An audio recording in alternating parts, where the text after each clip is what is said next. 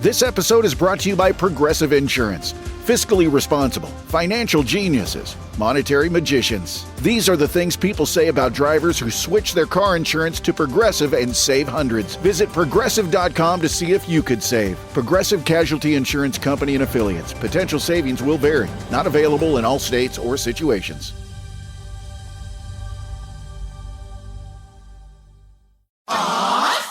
Looking for toys that'll get the biggest reactions? Yes, please. Walmart has jaw-dropping toys like For Real Daisy Yoga Goat, Awesome. Razor Crazy Cart Shuffle, Whoa! Hot Wheels, Bluey 3-in-1 Airplane Playset, and more. Aren't you gonna say cool? I'm saving it for the holidays. Smart. Welcome to your Walmart.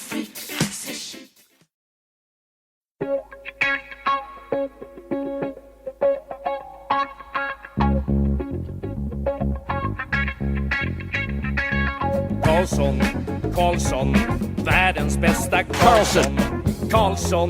Karlsson, hoj här kommer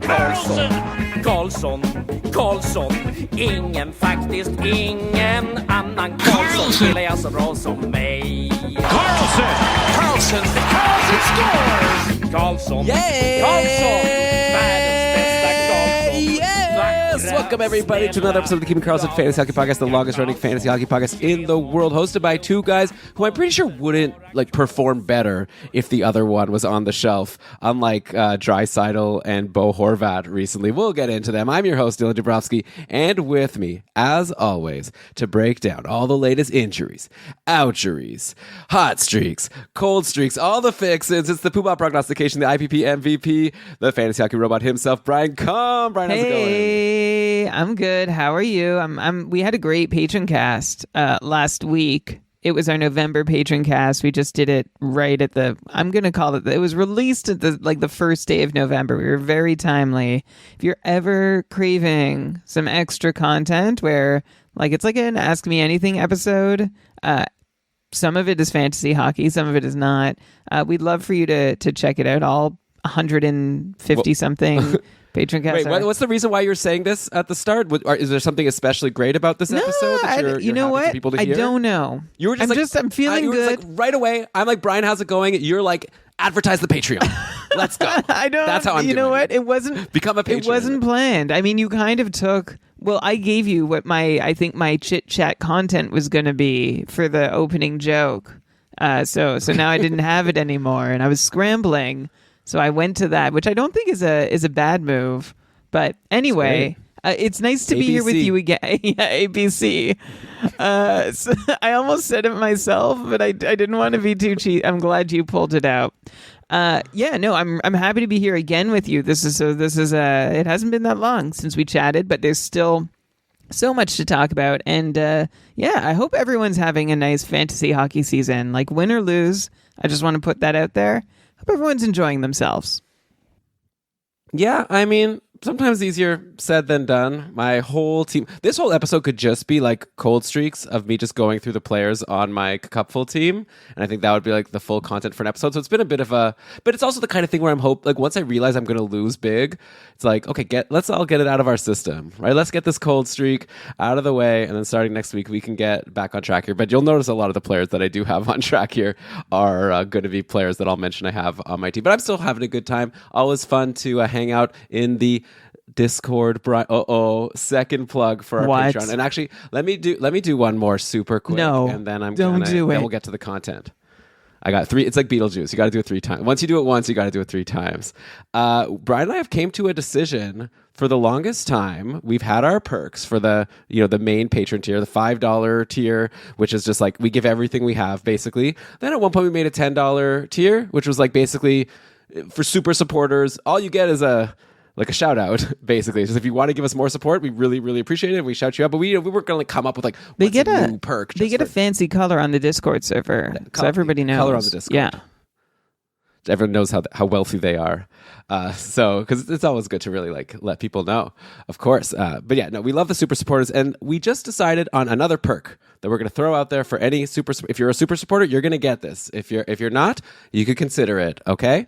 As people may know, podcast industry overall, not making as much money from the ads there was a heyday at one point. Let me tell all of you. And Brian and I enjoyed that heyday for a short time. And then it went away around COVID, where you were able to make a lot of money from advertising. I guess a lot of companies with the economy. I don't want to get into the whole. It's not a episode of Planet Money over here, but whatever. The advertisers aren't whatever paying as much as they used to for podcast ads.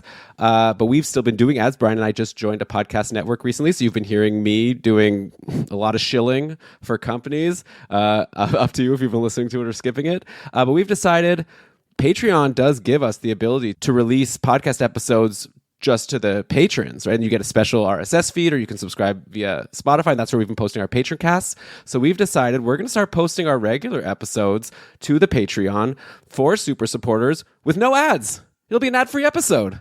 So look at that. So if you're like, I don't like these ads, they're annoying me. If you want to give us your support as a patron, $10 a month, we'll drop every single episode in that feed, ad-free. Don't have to worry about it. So that's up to you. Like I'm not saying please do that, but I'm saying if you don't like the ads, because the way, to make up for ads paying less, whatever, you do more ads. I don't know.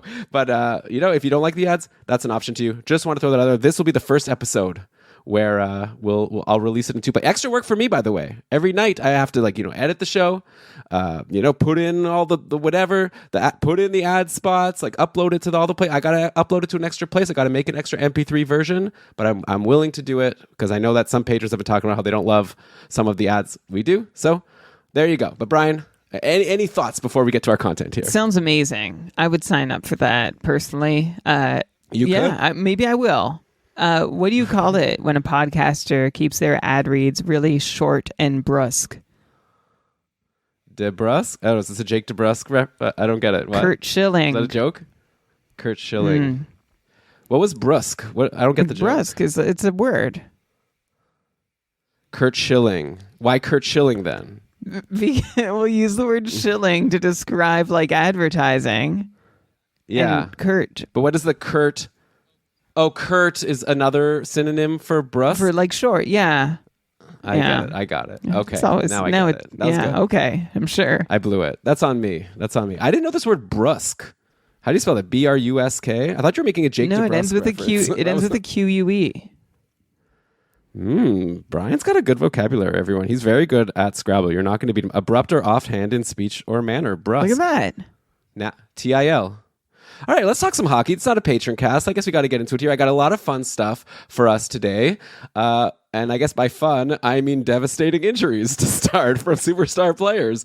So let's go to Edmonton where, Connor McDavid is out. It's not super serious. They said it's going to be a couple weeks. I'm sure Oilers fans are on one hand hoping he'll be back soon. On the other hand, obviously take your time, make sure you heal completely. It's an ankle injury. 2 to 3 weeks is what the Oilers tweeted out. So not a big deal. But still, we've got some fantasy to play in the meantime. I think it's the kind of thing where you would assume with McDavid out, that's bad for everyone who plays with him because he generates so much offense. Leon Draisaitl is the guy that comes to mind. But actually, as Shams pointed out on Short Shifts last week or a couple of weeks ago, Draisaitl really turns it on when McDavid is hurt in the past. And it's looked that way so far. Draisaitl had 3 points against Nashville back a couple days ago on Halloween. And looks like he's already scored today. The Oilers, we're recording this Sunday night. It's around 8:17. It's 1-0 already. And it looks like the Oilers have their goal from, Leon Draisaitl, assisted by Brian Vasily Podkolzin. So obviously, I don't know what advice I can give you except go back in time and maybe don't trade Draisaitl for Pasternak like I did, because now all of a sudden Draisaitl's scoring all the goals and Pasternak is a little bit cold. But obviously nothing you can do about that. Enjoy the potential extra production. It's very cool of Draisaitl. I feel like that's a Malkin used to do that when Crosby was injured. He would go off. It's a cool thing that some of the second best players on teams tend to do. But the lines have been, of course, very interesting. Namely, the guys playing with Draisaitl now, which you'd assume are the guys you want, and they've been Arvidsson and Podkolzin. And Arvidsson is in shallow leagues, he's been available in a lot of leagues, and he had a really slow start to the season. He was dropped in a couple division. I guess in hindsight blew it. I probably should have jumped on him when I had the chance, but I was hey, he's not on the top power play. What's he really going to do? All of a sudden now he's actually still not on the top power play, but he did score a goal in that game against Nashville. He took 5 shots, so he's taking a lot of shots. Actually, if you look at the game log for Victor Arvidsson, Arvidsson. And then in your deeper leagues, this Vasily Podkolzin, who is just a cast off from the Canucks, all of a sudden a top liner on the Oilers, had a point in the last game, a point again so far today in this game that's just started. You also get a ton of hits from Podkolzin. So I feel like the first notice here is now that Draisaitl is going to be your focal point, you probably want to get a piece of Arvidsson and then in a deeper league Podkolzin, right? Yeah, for sure. You want to look at who's getting turns in the top 6 in Edmonton. Even though that top 6 is without Connor McDavid, it's still a top 6. It's still filled with Leon Draisaitl as well.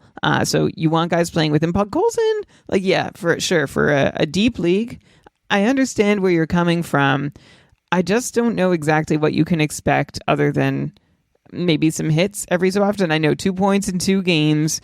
He hasn't taken a shot since October 28th. He's played a full game and like a period since then. We'll keep an eye on the shot count for Podkolzin, infamously taken 10th overall by Vancouver in 2010.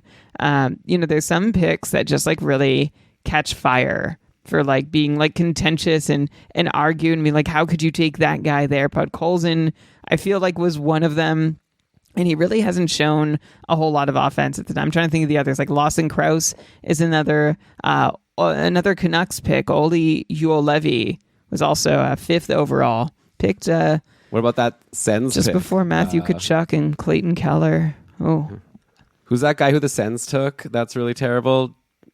From a couple years ago. It was a top 10 pick. You must know. You're a Sens Are you talking fan. about Come like on. Brian Lee? No, like a recent really bad Sens first round pick. That Lassie hasn't played Thompson. in the NHL yet. I don't know. There's there's a keep going and I'll handful. tell you. Are you thinking like Tyler Boucher? Like they've reached. Yeah, Boucher. Okay, That's one thing. they've Tyler reached. I don't Boucher. know. That's like a guaranteed slam dunk terrible, and it wasn't as high as some. Anyway, we don't need to go all the way in there. Just to say, Elon, you know what? Great, you brought up Podkolzin into deep league. Sure, Arvidsson, absolutely. Draisaitl, by the way, though. Let's. Draisaitl got a rap as being cold, and like that really just meant a bunch of games where he had 1 point. I think the perception was fueled by Draisaitl's first few games where he had just a goal, no assists, and 5 shots, and that goal came on the power play. And then he had a near cardio session at Columbus last week. Draisaitl registered a hit and nothing else, but that was sandwiched between 2 games in which Draisaitl had 2 goals and assists for 3 points. One of those was a 7-shot game. One thing impacting all of Edmonton so far, when everyone's struggling, including the goalies, to pick up wins. One overarching issue that's affected all of them has been the Edmonton power play has not found its groove. Usually it is threatening in a way that no other teams are, and Edmonton is looking like average threatening this year. They're still good, but they're not like the world beaters they have been in the past. Beyond that, they're shooting less than 8% with the man advantage, the Oilers. That's about a 10% drop than their usual number on the power play. And forget the percentages, just some rote numbers on the Edmonton power play. Just 4 power play goals through 11 games, and that's on 30 opportunities. Only 3 teams have fewer power play goals. And, actually, now only 2 teams, because Toronto has a power play goal tonight. So the Oilers are converting at a 13% success rate on the power play versus their usual. Last year they were at 26%, which honestly, the Oilers, I think they can keep that up. And they're also 30 power play opportunities, tied for the fewest in the league. So they need more chances to go on the power play, and when they get them, they need to score more often. This is the obvious take here, but like I'm just going back to frame like Draisaitl's cold quote unquote start. And the power play is still struggling, by the way, while Draisaitl clicks along at a 97-point pace. I think he faces some 5-on-5 regression, but I will take the over on the 97-point pace because the power play is still to come. So, sorry, Elon, I'm sure that's not what you wanted to talk about, given that you've traded Draisaitl away recently. At least you got some of this as a parting gift, but it's for anyone who endured the decency of Draisaitl through the start of the season. This is maybe the start of seeing the light at the end of the tunnel. Yeah, I definitely, first of all, agree with you. I think Draisaitl has a lot more to give. And you're like sort of go quote unquote cold, like ha ha ha, like people called him cold when it was only point per game. Like point per game is not what it used to be. If Leon Draisaitl ends the season with 82 points, that's a disaster season for him. And everyone who drafted him hates him to hates his guts and never drafts him again, right? Like you're drafting Draisaitl hoping for like 110 plus points. But I do agree with you that if the power play picks up, that'll be good for him. And of course, we didn't really mention the whole McDavid being away thing, which I'd assume that makes it a little harder to score power play goals, but it'll only be 2 or 3 weeks. And I will still stand by, I would say, even in not the deepest of leagues, Podkolzin, if your league counts hits, is interesting while playing on the top line with said Leon Draisaitl. But I guess Trev can check back on us in a couple of weeks and let me know how bad that take turned out. On the flip side, Brian, I guess one casualty of that power play being so cold has been Ryan Nugent-Hopkins. Holy cow. Like, yeah, Jeff Skinner hasn't been that great either, and Zach Hyman hasn't been great. Like, there's a few Oilers that have let people down, but Hyman, for what it's worth, scored in the last game. Like, he has an assist today. Actually, Jeff Skinner just scored, assisted by Zach Hyman. So still cold for Ryan Nugent-Hopkins, who is someone who's rostered, in all cupful divisions, of course. And those managers who drafted him have only 4 points in 12 games now, or I guess 11 and whatever in a bit. We'll see how today's game ends up. But yeah, like, is this a situation where, I guess, like with players like this at this point in the season, I feel like the one thought is like, I don't have Ryan Nugent-Hopkins. I see he's cold.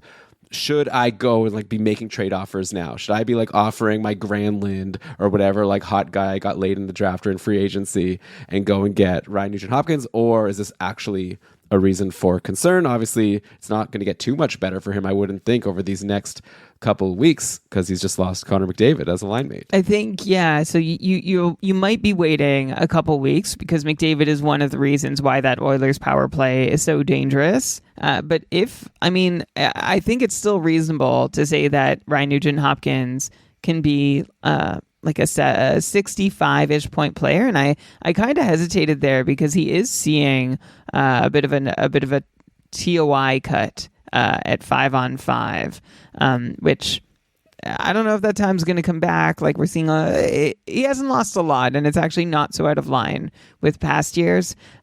It's just he's playing on the whole in all situations almost 2 minutes less per night than usual. It might be short-handed time that he's losing. I'm really trying to find where the other minute and a half is. Anyway, yeah, I think the short answer is yes. When the Oilers power play starts clicking, I expect Ryan Nugent-Hopkins will be able to be getting in on that. And right now he deserves a little better than he's gotten at 5-on-5 too. If you're hoping for 100-point Ryan Nugent-Hopkins, I wouldn't hang your hat on that. But if you are trading for a 65-ish point Ryan Nugent-Hopkins, then yeah. We talked about Sam Bennett. Was it on the Patron cast or last week? I think it was last week. Yeah, Patron cast. Patron cast. Oh, okay. As someone who... Yeah, the question on the Patron cast was, who are some sell high players right now? And I think I may have brought up Bennett there. But, yeah. Whatever. Or Laferriere. I'm trying to think of other players, and we'll talk about Laferriere later, though. And yeah, I think Ryan Nugent-Hopkins, if the question is he a decent buy low target? Yes, I think Ryan Nugent-Hopkins is a decent buy low target. I mean, you say yes, but also you said only if you're expecting a 65-point pace. So it's depends how low we're talking for the cost. But that's his standard. That 100-point season was an outlier. Generally, he's 65 points. Maybe that's more the floor, and I guess that's me being cautious. Yeah, I mean, sure. I don't disagree with you, by the way. I totally agree. I'd probably expect him to get back around 65, 70 point pace, assuming he's playing with Connor McDavid for most of the season and on that top power play. Okay, next big injury, Matt Barzal is out 4 to 6 weeks. He was already not having the most amazing season, so maybe this is going to be one of our classic vacations we talk about, where the player has some time to heal his physical injury, but also get mentally, figure out what was going on. Maybe Barzal could spend some time in these next month and a half, thinking I remember last year when it went really well, I was shooting a lot. I wonder if I should try that again when I come back. So that's something maybe that's some homework we can give to Barzal to figure out while he's away. In the meantime, it's been some crazy lines in power plays for the Islanders. They lost today to the Rangers 5-2 in a game where Brock Nelson scored a goal from Paul Mary and Anders Lee, which has been, I guess I'd call that is that the top line? I don't know. They've had, no, I guess that hasn't even been a line. So I don't even know how that happened. Maybe they were shaking things around a little bit. It's been Horvat with Anders Lee and JG Pajot on a line, even though I thought Pajot and Horvat were both centers. But I guess, you got to figure something out here with people missing. Palmieri's been playing with Brock Nelson and Maxim Tsiplikov. They've also been splitting the power plays pretty evenly. So Nelson and Palmieri, I would have thought, like, if I would have just guessed, like, what's going to happen, like Barzal's injured, who benefits, whatever, all of that stuff, I'd be like, okay, yeah, well, Kyle Palmieri probably gets to the top power play and sticks there. But no, it's like Bo Horvat and Anders Lee and Pajot and Wallstrom have been on one power play, and then Nelson, Palmieri, Holmstrom, and Tsiplikov on another one. Good news, I guess, for Ryan Pulak, who's getting a bit more power play time than you'd expect. But of course, they also just lost a game, so who knows what Patrick Waugh is going to do for the next game for the Islanders.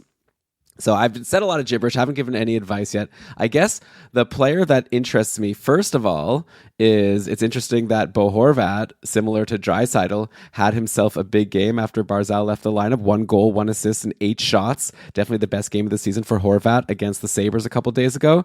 Looks like he did nothing, though, and only 3 shots today. So maybe I'll be curious to know if this is like the kind of thing where you expect it to help or hurt Bo Horvat. And then if you want me to throw you a player who maybe benefits and you want to jump on, I guess this is my Pod Colson level potential guy, and I want to get your take on see if you're as low. But Anders Lee, someone we used to like on the podcast back in the day, all of a sudden now had 2 assists against Buffalo, an assist today, taking a ton of shots. You look at the game log for Anders Lee, I'm seeing 2, 5, 2, 6, 3, 6, 3. So, like, what does that average out to? Like, probably around like 3 shots per game. Actually, if you look on the season, 4 shots per game. It's incredible. So, and now he's going to get maybe a bigger power play role, at least in this short-term time while Barzal is out. So maybe time to refresh our memories on Anders Lee being a worthwhile guy in fantasy and someone to consider. But yeah, what are your thoughts on Horvat and I guess Anders Lee? By the way, and I will say I still like Kyle Palmieri. I think he'd be like the higher than Anders Lee, but assuming Kyle Palmieri's gone, is Lee someone you're taking a look at? I will agree with you on like the ordering of them. And yeah, I would take a look at Anders Lee if Kyle Palmieri is not available to you. 4 shots per game looks good. And Anders Lee had 7 straight games with 3 or more shots. And honestly, anyone in my fantasy lineup who's doing at least that much, I'm happy with. And Lee has been getting some points along with those shots too. Like, this is kind of big that Anders Lee is taking 4 shots per game. The last time he shot anywhere near this much, which was 3 shots per game, that harkens back to a time when Anders Lee was a 30 to 40 goal player. He's getting 55, 60 points, which we last saw for a quarter of a season 4 years ago in 2020, 2021. Those days, by the way, were fueled by a high shooting percentage in his best years and a top power play shooting role that Anders Lee does. Like, I don't expect him to get that back. But this year, while taking 4 shots per game, Anders Lee is shooting just 6%. So he should have at least a couple more goals. Even without that top power play shooting role. And this is all to say that Lee looks better than the 40-point player we saw last year and the 50-point guy we've seen prior. He still feels like he could run hot and cold. He's 34 years old. It's been a while since he's been really relevant, but the shots are great. So as long as they're coming, yeah, I'm interested. And this for Bo Horvat. In the vein of Leon Draisaitl, also, I didn't actually mention Draisaitl with the Edmonton power play. I think he has 2 power play points through 11 games. Horvat has 2 power play points through 12 games. And like Barzal, Horvat's underlying numbers, they look mostly fine. But the team is shooting 4.5% at 5-on-5, which is about half of what we would normally expect. So there's that. The thing that might not regress, though, is the chaotic power play situation, which... like, I need to see it last for like 2 weeks, and then I'll believe that the chaos is over and we can really, assume that what's going to exist will stay and then think about how effective it is. But that's, I think I mentioned Barzal. I liked a lot of what he was doing, even if the points weren't coming, but I still can't fully take him at the value that I would have held him at last season, like going into the season or during last season, because of the power play deployment is just not consistent or predictable or good. So same goes for Horvat. Yeah, totally reasonable. It's a weird situation going on for the Islanders. I wonder how far out they'll be by the time Barzal comes back. That's obviously a big loss for the team overall. Next injury, let's go to Carolina. Frederik Andersen is hurt. Rod Brind'Amour said he's week to week. Was reevaluated for a lower body injury, so we don't have like too many details about how long he'll be gone. But obviously, Frederik Andersen, someone who's missed a lot of time in the past for various reasons.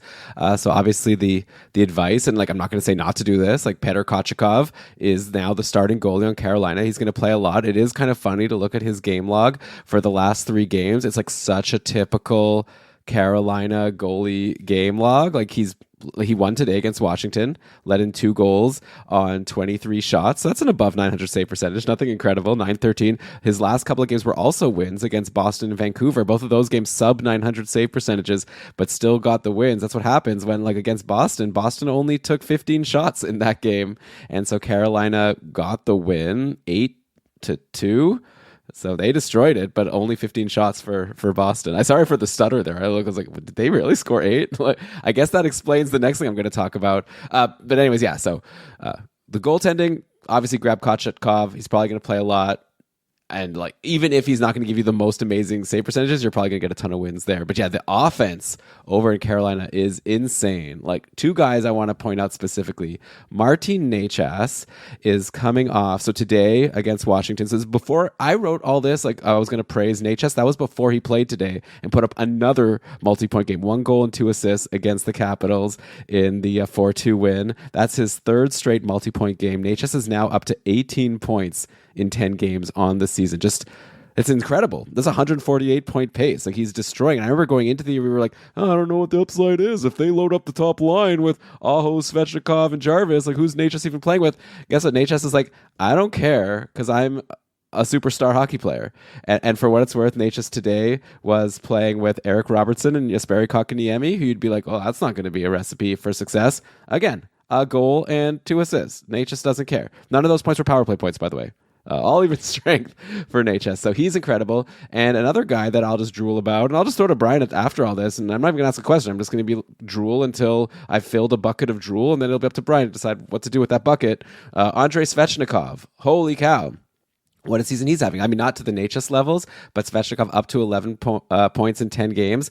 He's on a 5-game point streak right now. He's taking so many shots, which I love to see. Svechnikov finally like delivering what we expected for our like bangers categories league, you know, where you count the shots and you count the hits. He's like, his hits haven't even been incredible, but his shots, he's up to 4.1 shots per game. Anders Lee level of shots, even higher for Andrei Svechnikov. And of course, all of these points, all of these goals. I wonder if this is the year where Svechnikov finally lives up to the hype of like not just being, lock him in for 70 to 75 points. That's what he seems to always do. He's only 24 years old, so I wasn't expecting that to last his whole career. I wonder if this will be the year. So Brian, Svechnikov, Necas, let's just praise them some more. I really don't want your bucket of drool, though. That was really gross. It's I don't want to even figuratively. I'm uncomfortable with it. They're too good. They're so good. How can you even? You're making me feel it more. I'm sorry. Maybe I'll save it to become a bucket of cold water to dump on someone else who's not necessarily Necas. Multiple points in 5 of his last 6 games, including the 1 goal, 2 assists for 3 points against Washington today. Necas has 6 goals, 12 assists for 18 points in 10 games, 8 power play points, 21 shots on goal. I think it might actually be up to 22 shots on goal. Here's what I'm going to say, though. This is a big bounce back from 56 points last year. But Necas is shooting 37% at 5-on-5. So that's not going to hold. But, I mean, he's playing so well, right? Like, career high was 71 points 2 seasons back. We thought Necas could do it again last year. Was disappointing. I wish Necas was shooting more because that would be one way to keep some of these goals coming even after he cools off a little bit. The shots still aren't really coming, but he's playing more like he's on the top power play, and the Canes are playing that top unit more than they have in the past. They're leaning on their top unit. So that's good. That's good news for NHS. And I think I think point per game is within reach for all the I don't know about his shooting percentage I just said. I still could see a career high set by NHS this season. Svechnikov, 4 shots per game through 10 games. That's fantastic. Looks good to me. And I'll just shout out another stream-worthy Carolina Hurricane in Jack Roslovic. 6 goals in 7 games heading into tonight and coming off a 6-shot game. Low time on ice, but I think, Elon, and I need to double check this, I think I saw him on the top line at some point today with Aho and Svechnikov. So that was nice to see. I'm not saying that you should, you need Jack Roslovic, but if you're in a league with the commensurate amount of depth, he might be worth adding to your watch list in a moment that you need to stream. Yeah, he was on the top line, Roslovic. He didn't get any points today, but you do this every year, Brian. You're usually right for a short amount of time. You're always like, hey, by the way, don't forget about Jack Roslovic. And I'm like, who? He's where? He's on Carolina now? Oh, okay. And then he does something for a little while. So yeah, in a deep enough league, for sure I'm interested with anyone playing with Aho and Svechnikov. Okay, next injury. Let's go to Philly. They also have a goalie injury in Sam Ersson. I think this is a more devastating injury than the Anderson injury in Carolina because Ersson hasn't even been that great, but he's been good enough to be 4-2-1, or I guess 4-2-2. 1 overtime loss, 1 shootout loss for whatever it's worth. And it was a winning record, or I guess you could say even record, depending on what you consider a loss. 901 save percentage, so that sounds about average-ish. Brian could correct me. But Philly, man, just the other goalies are not that good. It doesn't seem like Ivan Fedotov, who was the backup coming into the year, big name coming from the KHL, got a big contract. He's had 3 games, and Fedotov has blown up all of them. They're all really bad starts. 5 and 4 goals against. It doesn't seem like Tortorella trusts him. They have this other guy, Alexei Kolosov, who started in the minors, and now he's up, and Kolosov has played 2 games so far, and he actually had a decent game against Boston yesterday. Boston won 3-0. It was 2 goals against on 22 shots. So obviously you can't blame Kolosov if Philly didn't score a goal. So my guess is that Alexei, maybe it's Kolosov and not Kolosov. I'll figure that out. I'm sure Ryan in the Discord, who was great on short just a couple weeks ago, I'm sure he'll correct my pronunciation at some point. But yeah, Kolosov. I think he's the starter now on Philly. Is that good? Do you want him? I feel like I'd be scared to start him personally. But Brian, I guess sometimes people need goalies. That's it. Just an awkward hang on. Yeah. So sometimes it's true. Sometimes some people need goalies. I find it scary to roster a Philly goalie. Sam Ersson has not been above reproach in Philly. All Philly goaltending has been awful this year. He's been the best of a very, very bad bunch. Philly is ranked 30th in the league in goals against per 60 minutes. That's actual goals against. I'm not using expected metric. That's goals against per 60 minutes at 5-on-5. I think that's actually the fault of their goalies and not the team, who have so far combined for a league worst 5-on-5 save percentage of .874. That is terrible. Philly is not your model defensively that every team wants to follow, but they are middle of the pack, which tells me that their goalies are letting them down. Then again, so is their offense. At 5-on-5, Philly ranks 30th in the league in expected goals per 60 minutes. Their 5-on-5 shooting percentage is bad, but so are the Flyers. So so it's bad from a couple ends to want to roster a Philly goalie at the moment. The first end is that they're bad. The second end is they get no run support. So I would, I'm not that interested in Kolosov or Fedotov or really anyone in that crease until we see some measure of stability, at which point it might be too late, right? If one guy goes in and takes off. So again, if goalies are super scarce, you can sometimes people need goalies. Yeah, I will say my hunch is Kolosov is going to get a bunch of starts while Ersson is out. I don't think Torts trusts Fedotov. So if you want some volume, I don't know who knows, but that's my guess. I'll bet you Kolosov gets 3 starts next week. Another guy on Philly I need to bring up. Such an exciting start to the season for Matvei Michkov, but all of a sudden that's kind of disappeared. He was point per game. 8 games into the season. Now he is pointless in 4 games, only 2 or 1 shots in each of those games. I mean, Philly obviously isn't scoring a ton of goals. Like I said, they just got shut out by Boston. They scored 2 goals against St. Louis. They scored 2 goals against Boston, the last time they played Boston, 3 goals the game before that. But I would have expected Michkov to be a big part of it based on what we saw at the start of the year.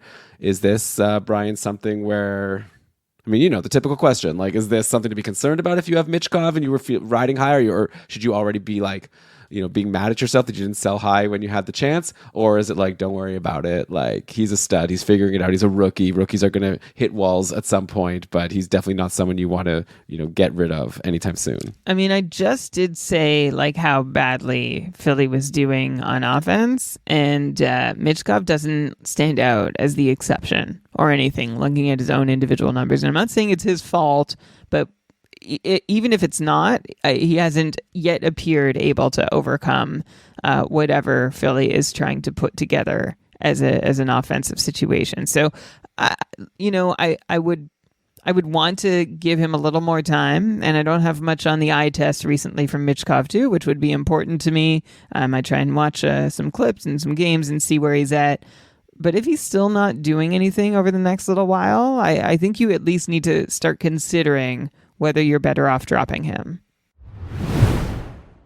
It's an exciting time of year. Black Friday, Cyber Monday coming up. Always fun to get that amazing deal that you wouldn't normally get, except for with our new friends over at Raycon, because Raycon, you get an amazing deal on premium audio every day of the year. That doesn't mean they're not having any sales for your Black Friday, Cyber Monday. Far from it. They're actually doubling down on their amazing value by offering Keeping Karlsson listeners up to 30% off site-wide.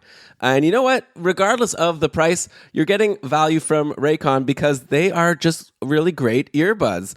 I just got sent their latest model. My wife and I have been using it. It's really great. You put it in your ear, even without turning it on, you can tell that it's like canceling out a lot of noise. It's going to be really good for a flight for sure. They've got plenty of new features that make them even more of a must-have for any audio lover. For example, they now feature 32-hour battery life and multi-point connectivity that lets you pair with 2 devices at once. Raycon's everyday earbuds also come with active noise cancellation. It's a feature that's a must-have on those long flights, or even just walking around downtown Toronto, to be honest. But usually you can't find that at an accessible price point until now, because that's another thing. Although Raycon's quality rivals some of the biggest names in premium audio, Raycons start at just half the price as the other guys, so they're already an incredible deal, even before you factor in the up to 30% off site-wide.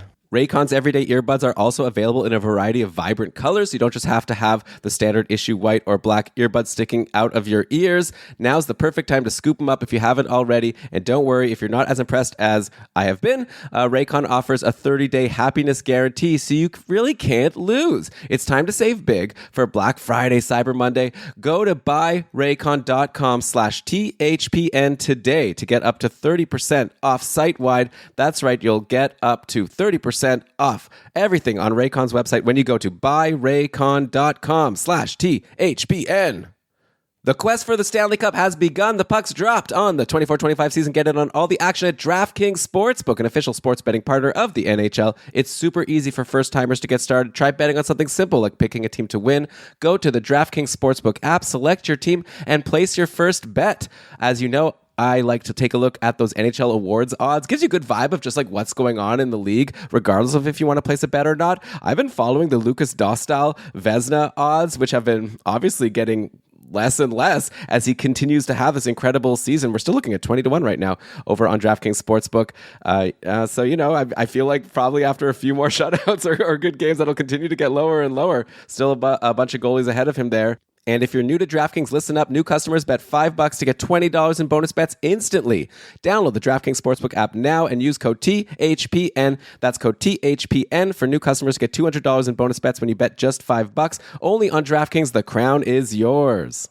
Gambling problem? Call 1-800-GAMBLER. In New York, call 877-8-HOPE-NY or text HOPE-NY 467-369. In Connecticut, help is available for problem gambling. Call 888-789-7777 or visit ccpg.org. Please play responsibly. On behalf of Boot Hill Casino and Resort in Kansas, 21 and over. Age and eligibility varies by jurisdiction. Void in Ontario. Bonus bets expire 168 hours after issuance. For additional terms and responsible gaming resources, see dkng.co/ice.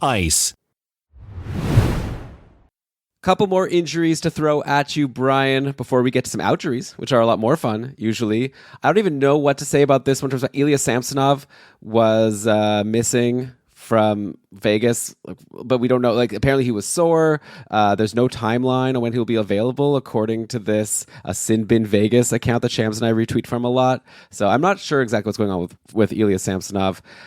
In the meantime, makes me feel a little bit bad about having dropped Aiden Hill, because maybe he'll get a lot of starts. It'll be fun to see if Akir Schmid gets back in the net. He had some good games for New Jersey last year, if people recall. But yeah, so obviously if Hill has been dropped by dum-dums like me, now would be a great time to get him while Samsonov is hurt. I think once Samsonov is back, he was doing pretty well, right? So it might be 50-50, which was the reason I did that in the cupful, where I feel like a tandem isn't worth too much. But if Samsonov is hurt, I'd imagine Hill gets a lot of games. I wanted to bring up Vegas also because again, to talk about me. Let's make the show about me. Like I said at the start, a guy on my couple roster who started super strong, made me feel like a brilliant genius. Shea Theodore had 5 points through 2 games, had a 2-point game a couple games after that. I was like, I'm great. I'm so good at this fantasy hockey. I got this guy so late. All of a sudden now Shea Theodore has been so mad lately. He's not doing anything. He has 2 assists in his last 6 games. Also, like only 1 or 2 shots. I thought that he was supposed to be kind of a volume shooter. Seems like the power play time has been going down for Shea Theodore. Looks like Vegas is going more to like 50-50 power play, when before it was like a stacked top power play. What the heck, Brian? What happened? Like it's my fault. Yeah, why? I mean, I know we were all riding real high on Shea Theodore's start. I'm pretty sure we mentioned that he started hot. Vegas, by the way, keeps scoring. 4 or more goals in 5 of the Golden Knights' last 6. They have been held to fewer than 3 goals just once in 12 games. That's wild. Vegas, I mean, that is part of a shooting percentage bender. Like, they are kind of mid-pack in expected goals, but they're second in actual goals scored per 60 minutes at 5-on-5. Right now, that tide is not lifting Shea Theodore. His shots have been steady. That's good. I'll share some good news, bad news. The good news is Shea Theodore is still on the top power play. The bad news is that for the last 2 games, Vegas has split their power play. The time between their power plays. Like, they still have a clear top unit, but the second unit is seeing the same amount of time lately, which is also maybe like a heads up for anybody with Alex Pietrangelo or Noah Hannafin hanging around. They seem to be getting a little more power play time lately, for whatever that might be worth, which is bad news for Shea Theodore. But listen, we didn't expect him to fully keep it up. It's a bummer he's a little colder than we'd like him to be. I expect him to still be mostly performing around our expectations the rest of the way, like not breaking out and going crazy, but still, some regular shots, 55, 60 points. Man, maybe that's even high when I say it out loud. Maybe closer to 55. I was about to be like, okay, I'll take it, Brian. That's fair. Fair deal. Shake my hand. But now all of a sudden you've taken the deal back before I even got to agree to it. By the way, on the plus side, I recorded a matchup maximizer this morning. It was actually a pretty wild morning. I got parents in town, had a lot going on, but I still found my way into the office here to knock out an MM. And people who heard me record that heard that I was drooling over. Okay, that's the last mention of the word drooling on this episode. Sorry, everyone, for that visual. I'll pick another verb. What's a good Brian? You're like you've shown us before. You're good with synonyms. What's another word to say I'm really excited about a player? Salivating.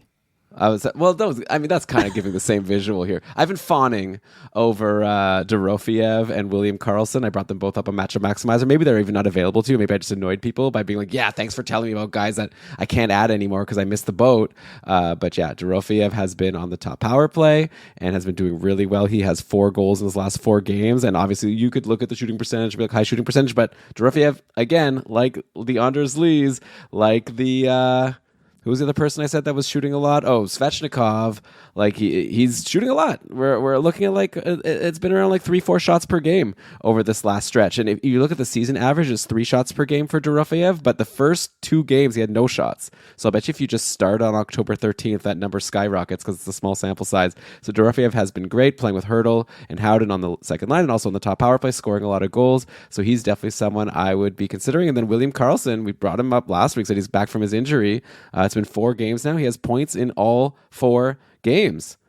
Brian generally says that he doesn't believe in William Karlsson when he's on a hot streak and I bring him up on the podcast. So, Brian, is this going to be a continuation of that tradition?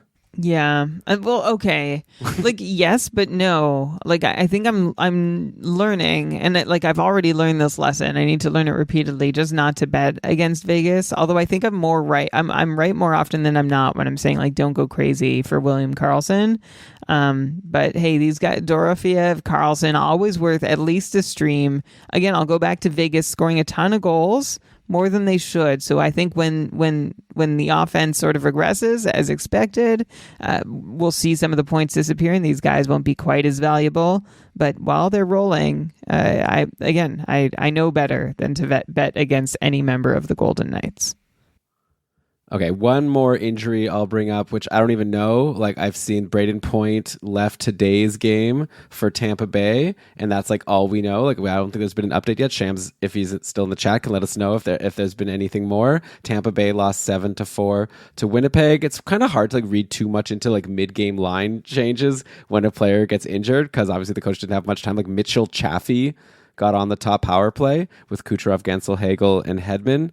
So we'll see. So like if it turns out that Point is injured, that's like a pretty sweet spot playing with Gensel and Kucherov at even strength and on the power play. So, wait and see. There'll be a short shifts on Tuesday. Lewis will be joined once again by Elizabeth, who we're super stoked to have coming back. And hopefully they'll be able to provide us with an update. Maybe they'll just say like, yeah, Braden Point is fine. Don't worry about it. I'm sure Braden Point managers are hoping that will be what they say. So definitely stay tuned for what's going on in Tampa with that potential injury. Brian, let's switch over to some out juries now. Okay, let's have some fun. Let's not be bummers. Here's a soon to be out jury in Arturi Lehkonen, who is like scheduled to be, he's been taken off the IR. He's apparently coming back on Tuesday. It's basically confirmed. In the meantime, Colorado has sent down a bunch of guys like Ivan and Kovalenko, different players who got runs on top lines and top power plays with all these players injured. So we've got one guy coming back. Also, Nichushkin has been practicing. Apparently, he'll be back soon, too. So this is pretty exciting for Avs fans, finally getting some of the gang back together. Are you, like, really... what can you really say? This is more probably just, like, I'll be... Again, for short shifts, they can let us know what the lines are, what the power plays are. But obviously, there's a lot of opportunity. Considering Ivan was on the top power play, no disrespect, that probably means that Lehkonen's going to be put in a pretty good spot when he returns to the lineup. Yeah, exactly. Like, there's not a whole lot of guys left to be filling in, which means that Lehkonen's walking into a good situation. Also a situation where no one's really doing anything with the opportunity they've been getting. Like Ivan, Joel Kiviranta up on the top line. They haven't done much, which makes them, like, we'll see what... regarding those guys, regarding Ivan and Kiviranta, they still could be streamable, depending on where they fall when Lehkonen returns. But also, this is credit. I just wanted to take a moment to give credit to Ross Colton, right? Who did things, and not just anyone can do those things. I've been sort of making the case that Colton is a legit top sixer and isn't just riding coattails here. So I feel like maybe this proves the point a little bit, but also you're asking me about Lehkonen, who, yeah, he's coming back to an open spot, just waiting for him, and I hope he can start producing pretty quick. I've got him stashed in one league, and I could use the help. Ah, okay. And by the way, you mentioned Ross Colton. It was obviously covered on short shifts, but just to say here, really bad news for him. He broke his foot. He's out 6 to 8 weeks. So real bummer. Like, he was having this huge breakout season, and now we'll see him in a couple months. Hopefully he could just come back and continue what he was doing. Let's get to some more outjuries here. Here's a fun one. Alex Barkov came back to play in Finland, and he crushed it. He's incredible. And if you recall, Brian, I was really bummed about getting sniped on Connor Bedard and having to settle for Barkov in the third round of my Cupful draft. I'll tell you, after this week, I'm feeling less bad about that because Barkov has played 3 games now, a goal and an assist versus Buffalo, a goal and 3 assists in the first game versus Dallas, a measly assist in that next game against Dallas. So a nice little run for Alex Barkov. Obviously, he is an incredible player. So is Sam Reinhart, who I don't need to spend too much time fawning over because we clearly know, like, Sam Reinhart's just someone who I didn't like fully believe in, but at this point, he's doing even better than he did last year. Like I thought last year was a bit of an overproduction, and right now Reinhardt has 21 points in 13 games for 132 point pace. So obviously people who just like reached for him anyways, quote unquote reached, just how Brian does quote unquote cold streak for Draisaitl. Like you're definitely getting a nice return from Sam Reinhart. I'm seeing a new name, Brian, of someone on the top power play. If people recall, like we were looking at Adam Boqvist going into the season, like, oh, that could be interesting. A no-name guy getting a top power play spot. In the last couple of games, someone named Uvis Balinskis has been playing on the top power play for Florida, and he's been very Adam Boqvist-esque, meaning he's done nothing, though he did get a power play assist in that most recent game against Dallas. That was his only, he didn't take a shot, right? He had one hit, so that was like the only thing really on the stat line for Balinskis. I'm gonna say Balinskis, I'll assume. Well, again, like, let's see him earn us trying to figure out how to pronounce his name for the next time we bring him up on the show. I wonder how long this will last, if this player is anything, or this will change soon. Just makes me wonder, like, is Aaron Ekblad really that bad? Like, why? He's a first overall pick. He had a run a few years back on the top power play where he looked really good. But, I mean, clearly the coaching staff in Florida has made their opinion of Aaron Ekblad running a top power play pretty clear by the names they've given shots to ahead of him. I wonder if at some point Florida circles back to Forsling, right? Like, he's kind of just been, like, skipped over and forgotten here. Uvis Balinskis, I'm based on how other Latvian names are pronounced, Elon, I think it's the shorter I sound. Has no serious offensive pedigree. 28 years old, undrafted. Balinskis spent a few years each in the KHL and the Czech League before coming to North America last year, where he started with AHL Charlotte and, had 21 points in 37 games. And I'll give Balinskis, I said no serious offensive pedigree. His last couple of years in the Czech League, he was over a half a point per game. I'm not sure, that's something, right? I'm watching Balinskis, but not leaping. If defensemen are gold, we know Florida can be a place where they can break out, having seen Ekblad do it eventually, right? Even though they're not giving him that opportunity now. Montour coming alive there. I'm not saying Balinskis is another Montour. I think he's probably closer to another Boqvist, but at least now he's on your radar. Yeah, the name. Let's see if he can get a second game with a point in a row, which is something Boqvist wasn't able to do. Next, Outchery over in Columbus. Nice for them to get a player back in Dmitry Voronkov, who was a really nice surprise for them last season. So far, 2 games for Voronkov haven't been that great. He has no points. He's been playing on a line with Chinnikov and Fantilli, which seems like a good spot, especially based on how we previously thought of Yegor Chinnikov. But since his hot start to the season, we're looking at only 1 assist in his last 6 games. So is this a snoozer moment, Brian? I don't know if we've brought that term up yet this season, but Yegor Chinnikov, everyone's favorite free agent ad who was looking like a potential hold with his production and deployment over in Columbus. Do you think now's just a time where he's running cold, or do you think it's time to drop him and move on? Chinnikov, I'm talking about. Yeah, I think you can move on from, 4 shots on Saturday from Chinnikov was encouraging. But aside from that, it's been a while. It's been a couple weeks since we've seen anything encouraging, and guessing, where he probably fits into your roster. That's you might be better off streaming that spot or looking for the next big thing. He still is on the top power play, right? He's still been seeing time there, so that's some reason to, if you're looking for an excuse to keep Chinnikov, there it is. Columbus, by the way, 3rd in the league. I was talking about Vegas and their goal scoring. Columbus is 3rd in the league in 5-on-5 goals per 60 minutes. But like Vegas, their expected numbers show that they shouldn't quite be there. So in Columbus, I'm into guys who are on the top line and the top power play, but not beyond. So that's Kirill Marchenko, who has 12 points so far, 4 goals, 8 assists, 3 power play points, 23 shots. Cole Sillinger with 8 points, none on the power play yet, and 23 shots.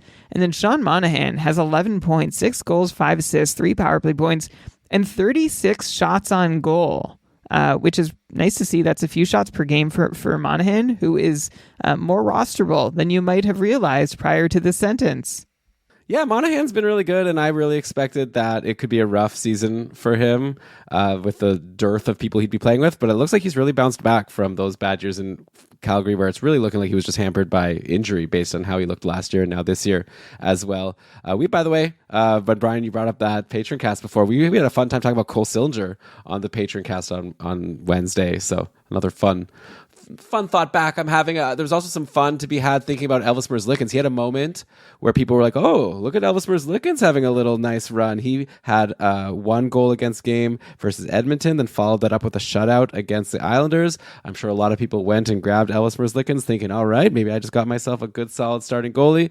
Then Elvis led in 6 goals against Winnipeg in the next game. It was on 44 shots, so it's not like an absolutely terrible game for Elvis, but that's probably at least somewhere in the middle of where you're going to expect. So then Columbus went back to Tarasov for the next game, and Washington scored 7 against Columbus, 7-2 games. So yeah, Columbus is definitely not a team where you're going to want their goalie. I think even if you see a good game from Elvis, I think this is definitely something that could happen. So, buyer beware a little bit there. Next up, Brian, I guess a couple more outries before the next segment, I'm going to do some patron questions. We've got a lot of fun questions from the patrons, but let's wrap up the outries here. Caden Gooley's back for Montreal, plays big minutes. We'll see if that helps Sam Montembeault get back on track. Didn't help too much in Saturday's game. There's also Montreal was moving the lines around in this loss to Pittsburgh. They put Kirby Dach middle of the game up with Suzuki and Caulfield, just like where he was when Slafkovsky was out of the lineup. Slafkovsky was playing with Newhook and Josh Anderson. I don't know. We'll see. I think Montreal's going to probably be playing with their lines a little bit, trying to find something that works. So I wouldn't, be too excited or plant my flag on any of these lines right now. Obviously, if Kirby Dach is on that top line and still on the top power play, he becomes interesting. In the meantime, Lane Hudson has really slowed down, kind of like Michkov, right? Started looking really exciting, and now all of a sudden we're looking at, there was a 2-assist game for Hudson against Washington, but that's in between 3 pointless games, and unfortunately for Hudson, when he's not getting assists, he's not really doing anything. He barely shoots, he barely hits, he barely blocks. He had a 4-block game early in the season, for what it's worth. But yeah, I wonder if Lane Hudson in a 1-year league, if it's time to consider moving on now that it's clear he's not taking top power play anytime soon. Yeah, and I already did. so there's that. I had him in a league. I had some real FOMO after I missed him in a couple leagues. I grabbed him. I let go, I think, just over a week ago. Now, I think he gave me an assist as a parting gift. But if Hudson isn't on the top power play, then I don't think you need him. And then, the other outjury I'll mention, which is again, not fantasy relevant, Ryan Hartman back for Minnesota, but that gives us an opportunity to mention how amazing some other guys on Minnesota have been, namely Kirill Kaprizov, who is leading the league in points. It's actually a 3-way tie. Sam Reinhart, Kaprizov, and Cale Makar, all people that a lot of us could have drafted and didn't. But yeah, so Kaprizov is incredible. He actually didn't, though. Minnesota played today, and shockingly, he didn't get a point, which is becoming a big rarity for Kaprizov. Minnesota still won 2-1, and actually Ryan Hartman scored a goal, so maybe that wasn't nice of me to call him not fantasy relevant, but just seeing that it was assisted by Frederick Gaudreau makes me think that he's not getting the deployment that's going to make him interesting. Obviously, if you see Hartman back on the top line at any time playing with Kaprizov, you pay attention. But I don't think he will, because Marco Rossi is doing really good playing on the top line. And Marco Rossi, I think, might become... I think there's a... Remember I said that there might be a record in reach last week about how Granlund may have the most points from a team who is the lowest scoring team in the league. And it turns out maybe Joe Sakic, I think. We had a patron who came up with Joe Sakic did that one season with 100-something points. So I don't think Granlund's going to beat that. Here's another record I'm looking for, Brian. This is a cupful specific record. Will Marco Rossi have the lowest fantasy points of a player who breaks 70 points ever in the cupful? Because Rossi gets a point every game, it seems. He's almost point per game. Another assist today. Rossi assisted on Boldy's overtime game-winning goal against the Leafs, but it's an assist and then a shot. He does nothing, right? He just gets an assist every single game. It's kind of I guess, a poor man's Henrik Sedin. So it's really tricky to be Marco Rossi probably should be rostered. Usually 70-plus point players should be rostered, but also his fantasy points per game is less, is not streamer level, because usually we call 4 fantasy points per game in couples around a streamer that you want to potentially consider a hold.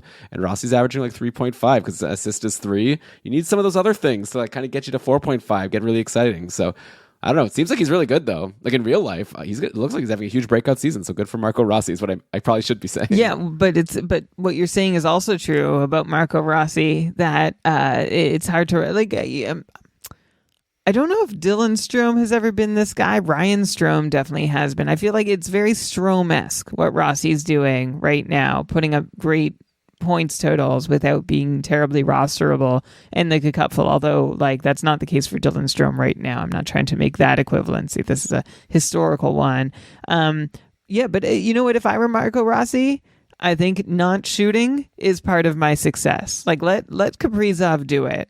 He's doing everything great. And we got a question on the Patreon cast asking if there was anyone we wanted to already take a victory lap on, and I took mine on Kaprizov, saying that like I thought like I still actually didn't say just how well he was going to do, but like I had a high degree of confidence that he was going to have a great season. I couldn't have predicted this great, but I'm feeling good about that. Did you mention? I'm gonna push back, what? Brian. If you're gonna do such a victory lap about how like sure you were about Kaprizov, then why didn't you recommend I draft him with my 6th overall pick? Said I don't this recall before. you being like, go to the chat, go to our chat history. You will find me telling you that Kaprizov is like. I didn't tell you to draft him instead of Draisaitl because I didn't think I thought they'd still be comparable. So far they haven't but been. now you're being like, I don't know, this language you're using of I'm going to take a victory lap. We all knew Kaprizov was good. I don't recall you being like, trust me, this year he's leading the league. in points. Whoa, Elon! Like why are you getting in the way of my? Lap? The question, on the Patreon cast, I also said I'm hesitant to take a victory lap, and here I thought I'd try and own it a little more. And boy, you don't want me doing that. You're like throwing banana peels on the track while I run. This was we had Trev, our accountability czar, like shared the takes that we made before the maybe the hottest takes that we made towards the end of last season and through the summer. This was one of mine that qualified. What was it?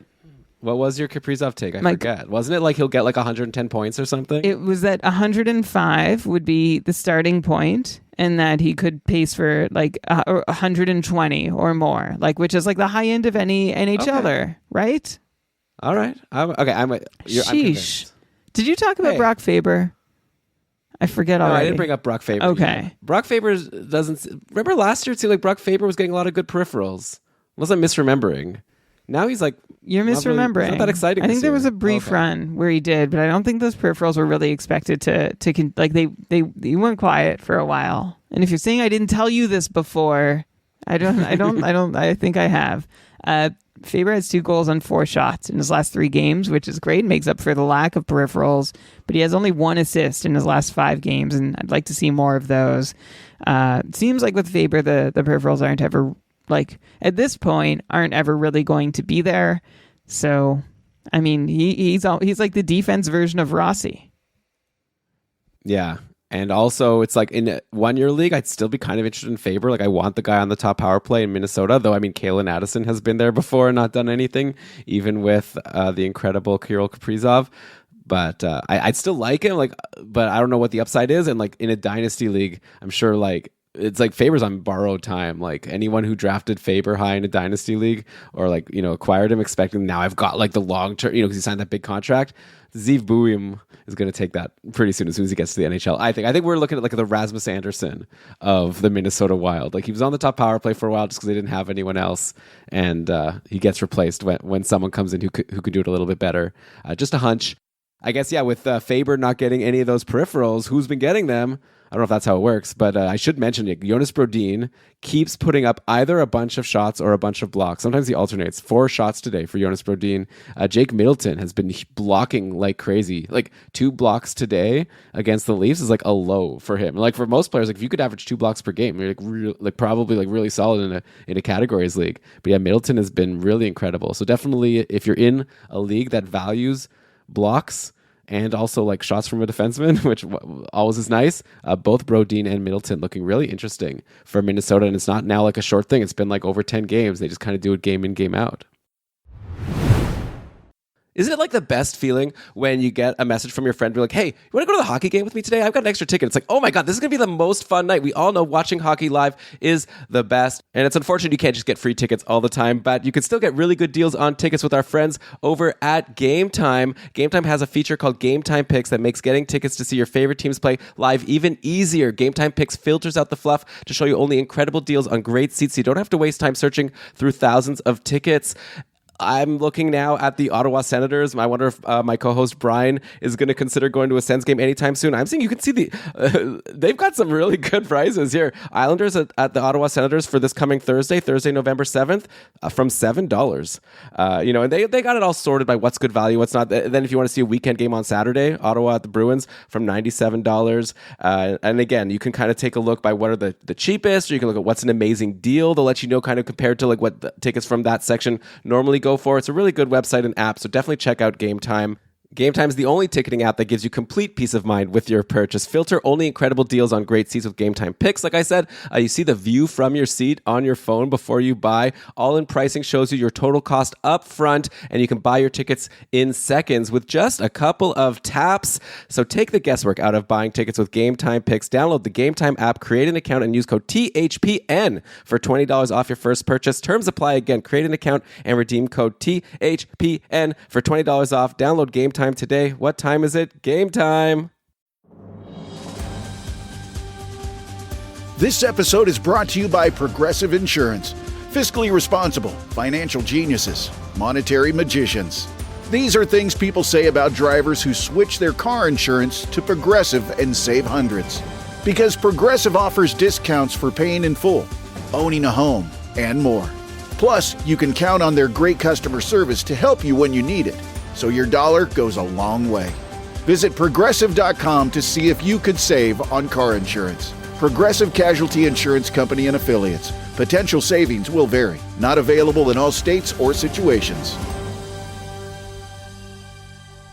Your dining room is the heart of your home, where meals are shared and memories are made. At Ashley, you'll find affordable dining furniture in a range of classic and modern styles. Ashley's small space sets and extendable tables are designed to fit beautifully into any space, from cozy breakfast nooks and kitchens to formal dining areas fit for a feast. And with mix-and-match seating options, everyone at your table gets the perfect seat. At Ashley, style is served. Shop in-store or online today. Okay, Brian, I'm really excited for this next segment of this episode of our Keeping Karlsson Mega Show because we asked the patrons if they had any questions that they wanted us to bring up on the show. We had a lot of interesting things come up. I want to go first to KC Win 66, who requested for us to talk. I forgot. I wanted to thank this Courtney for the thing you mentioned about Sakic being the highest scoring player on the worst team, like with a 100-point season. They did the research, so thank you. And that's KC Win 66? Yes.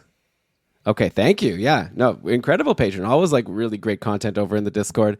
So let's hopefully do them the favor on the way back and give them a really good analysis of Jason Robertson. The question is that he's been moved around the lineup recently. Minutes are down a bit. Scoring just feels a little low overall. Wondering if you think he'll be at least a point per game player for the rest of the season. Yeah, Jason Robertson, don't forget, didn't even have the most incredible year last year. Had 80 points in 82 games, far from his 109 points in 2022-23. This year, we're looking at 7 points in 11 games for J-Rob. Only 1 point in his last 3 if you really want to zoom in. Also, the last game against Florida, only 1 shot. So, I think one thing we really liked about Robertson in his breakout year was all of those shots. But yeah, he's averaging around 2.7 shots per game this season, which is fine, but obviously, very far from the 3.8. So it's a good question. I wonder if just what we saw last year is more the realistic expectation, and even that would be a lot better than what he's done so far this year. Yeah, Jason Robertson. I don't even know. There's nowhere to start, but there's also there's nothing in Jason Robertson's stat line this season that leaps out as being first round or second round or even third round material. This is the second season in a row that Robertson's opened the year this way. It's ironic the one year he didn't, he missed camp. So maybe he just is tired by now. I don't know, but his time on ice is down a bit at 5-on-5, and Robertson's still not shooting at the rate or threat he was in the first 2 years where he established himself as a high-end shooting talent, which is now 2 and 3 seasons ago for Robertson. Robertson's line has also, for the second straight year, really underperformed so far versus those 2 breakout seasons. Elon, the best theory I have for Robertson struggling, or yeah, I'm going to call it struggling, because we expect a lot better for him. A lot of people invest a lot more draft capital in Robertson than this. Is he missing Pavelski? Like, Pavelski was there last year, but Pavelski also retired real quick after last season, so maybe he wasn't all there as he had been in the past. This season, Robertson had been playing mostly with Hintz and Stankoven. That didn't seem to be working too well, so now Robertson's paired up with Johnston and Dadonov the last couple games. And I just want to see something work, but I don't know. Like, I guess players like Joe Pavelski don't just come along, right? And so I wonder if there's a missing piece here that we gave or did not give enough credit to Pavelski for Robertson's success. Or maybe we just need to wait another 10 games. I'm going to wait and see, but it doesn't feel good that this is the second season in a row where we're seeing Robertson just look kind of tepid in his production relative to what we wanted to see. Yeah, I'm with you. I think what you said really hits the nail on the head. Like, he's just not producing like someone you would have expected that you would draft like the first, second, maybe even third round. Like, he's good, but yeah, I think that maybe he's just not the big superstar that people were expecting. But to be fair, like Patty is saying in the chat here, Dallas Stars are good at hockey and suck at fantasy. That's the way they play. And, that hasn't always been the case. But this year, like, they have such a nice, balanced top 9. You maybe wonder if, like, there's just not enough to go around, or like just everyone, it's hard to really break out. Though, don't tell that to Matt Duchene, who is right now like just scorching like crazy, 12 points in his last 6 games. But again, like I don't expect that to, keep up. And probably Matt Duchene will still have a solid season, but he'll go down. So maybe some of those points could go to someone else. But, there's a lot of good players on this team that need ice time and opportunities. Like we also had Ross, 10,019. A lot of number patrons wanting to ask about the Dallas Stars here. Wanted us to also talk about Rope Hintz. And Hintz, like, yeah, he's like fine, like 8 points in 11 games. It's a 60-point pace. If he ends the season with a 60-point pace, it's a disappointment probably for people who drafted him expecting closer to 70. Like last year, he paced for 67. But yeah, in that big J-Rob year, Hintz also paced for 84. He was above point per game. So I wonder if that's just not something he can do. And to be fair, like Wyatt Johnston, someone who I expected a huge year from, and now, like, he has been cold. Like, he got an assist in that last game versus Florida. Maybe that's the start of something. I do expect some of those Duchene and Sagan points recently to maybe transfer over to Wyatt Johnston. Like, I don't think he's this bad. Right now Johnston only has 6 points in 11 games.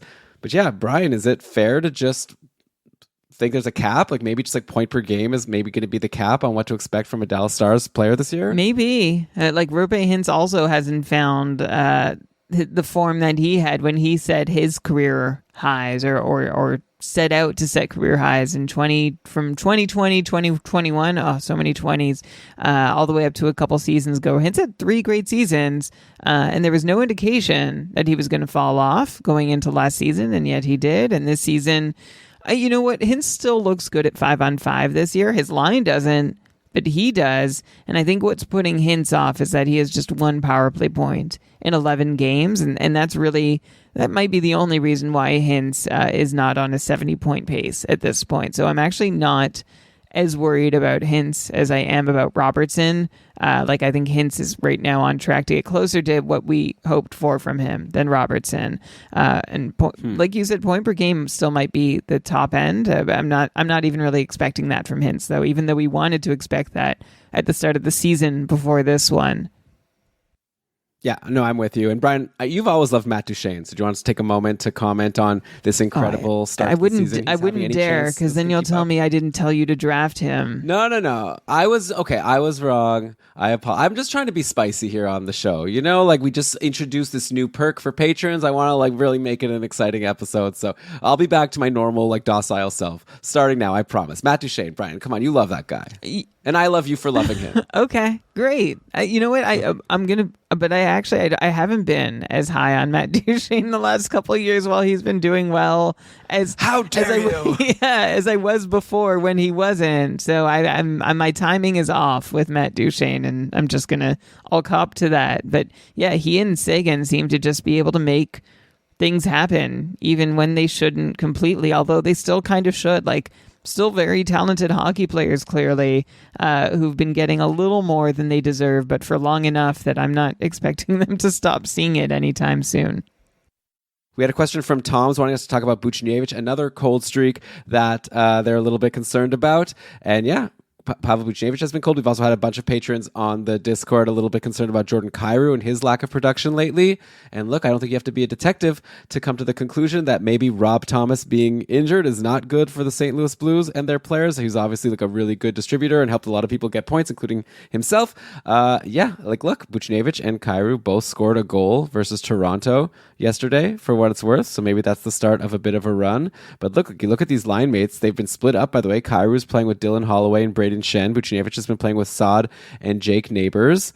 Both of those guys are on the top power play. I'm sure you can give us some numbers of how that top power play isn't doing too well. Like, I take a look at also like a Justin Falk, who people were super excited about going into the season. Falk's been totally silent.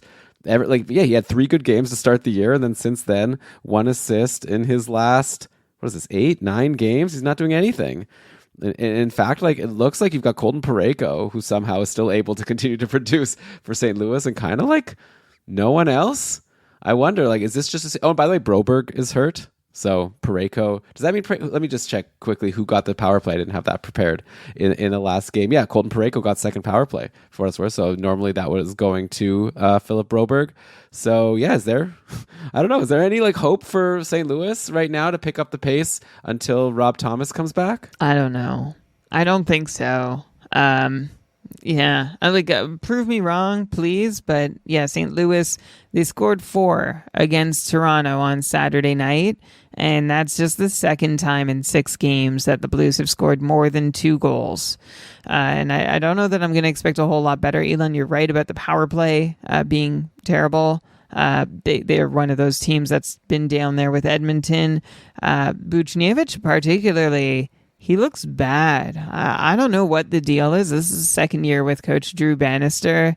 I think Buchnevich is super talented, but I'm not seeing, like, I had him in one league, and I'm a little desperate for left wing in another. I'm like, oh, maybe Buchnevich is a good buy low target. He's done well for me in the past. And I'm just staying away. I cut him loose in one league, and I'm not going to try and buy low on him. I'm just not seeing a whole lot of reason to be optimistic for Buchnevich or the offense entirely on St. Louis. They're also 4 for 30 on the power play, and they've played one more game than Edmonton.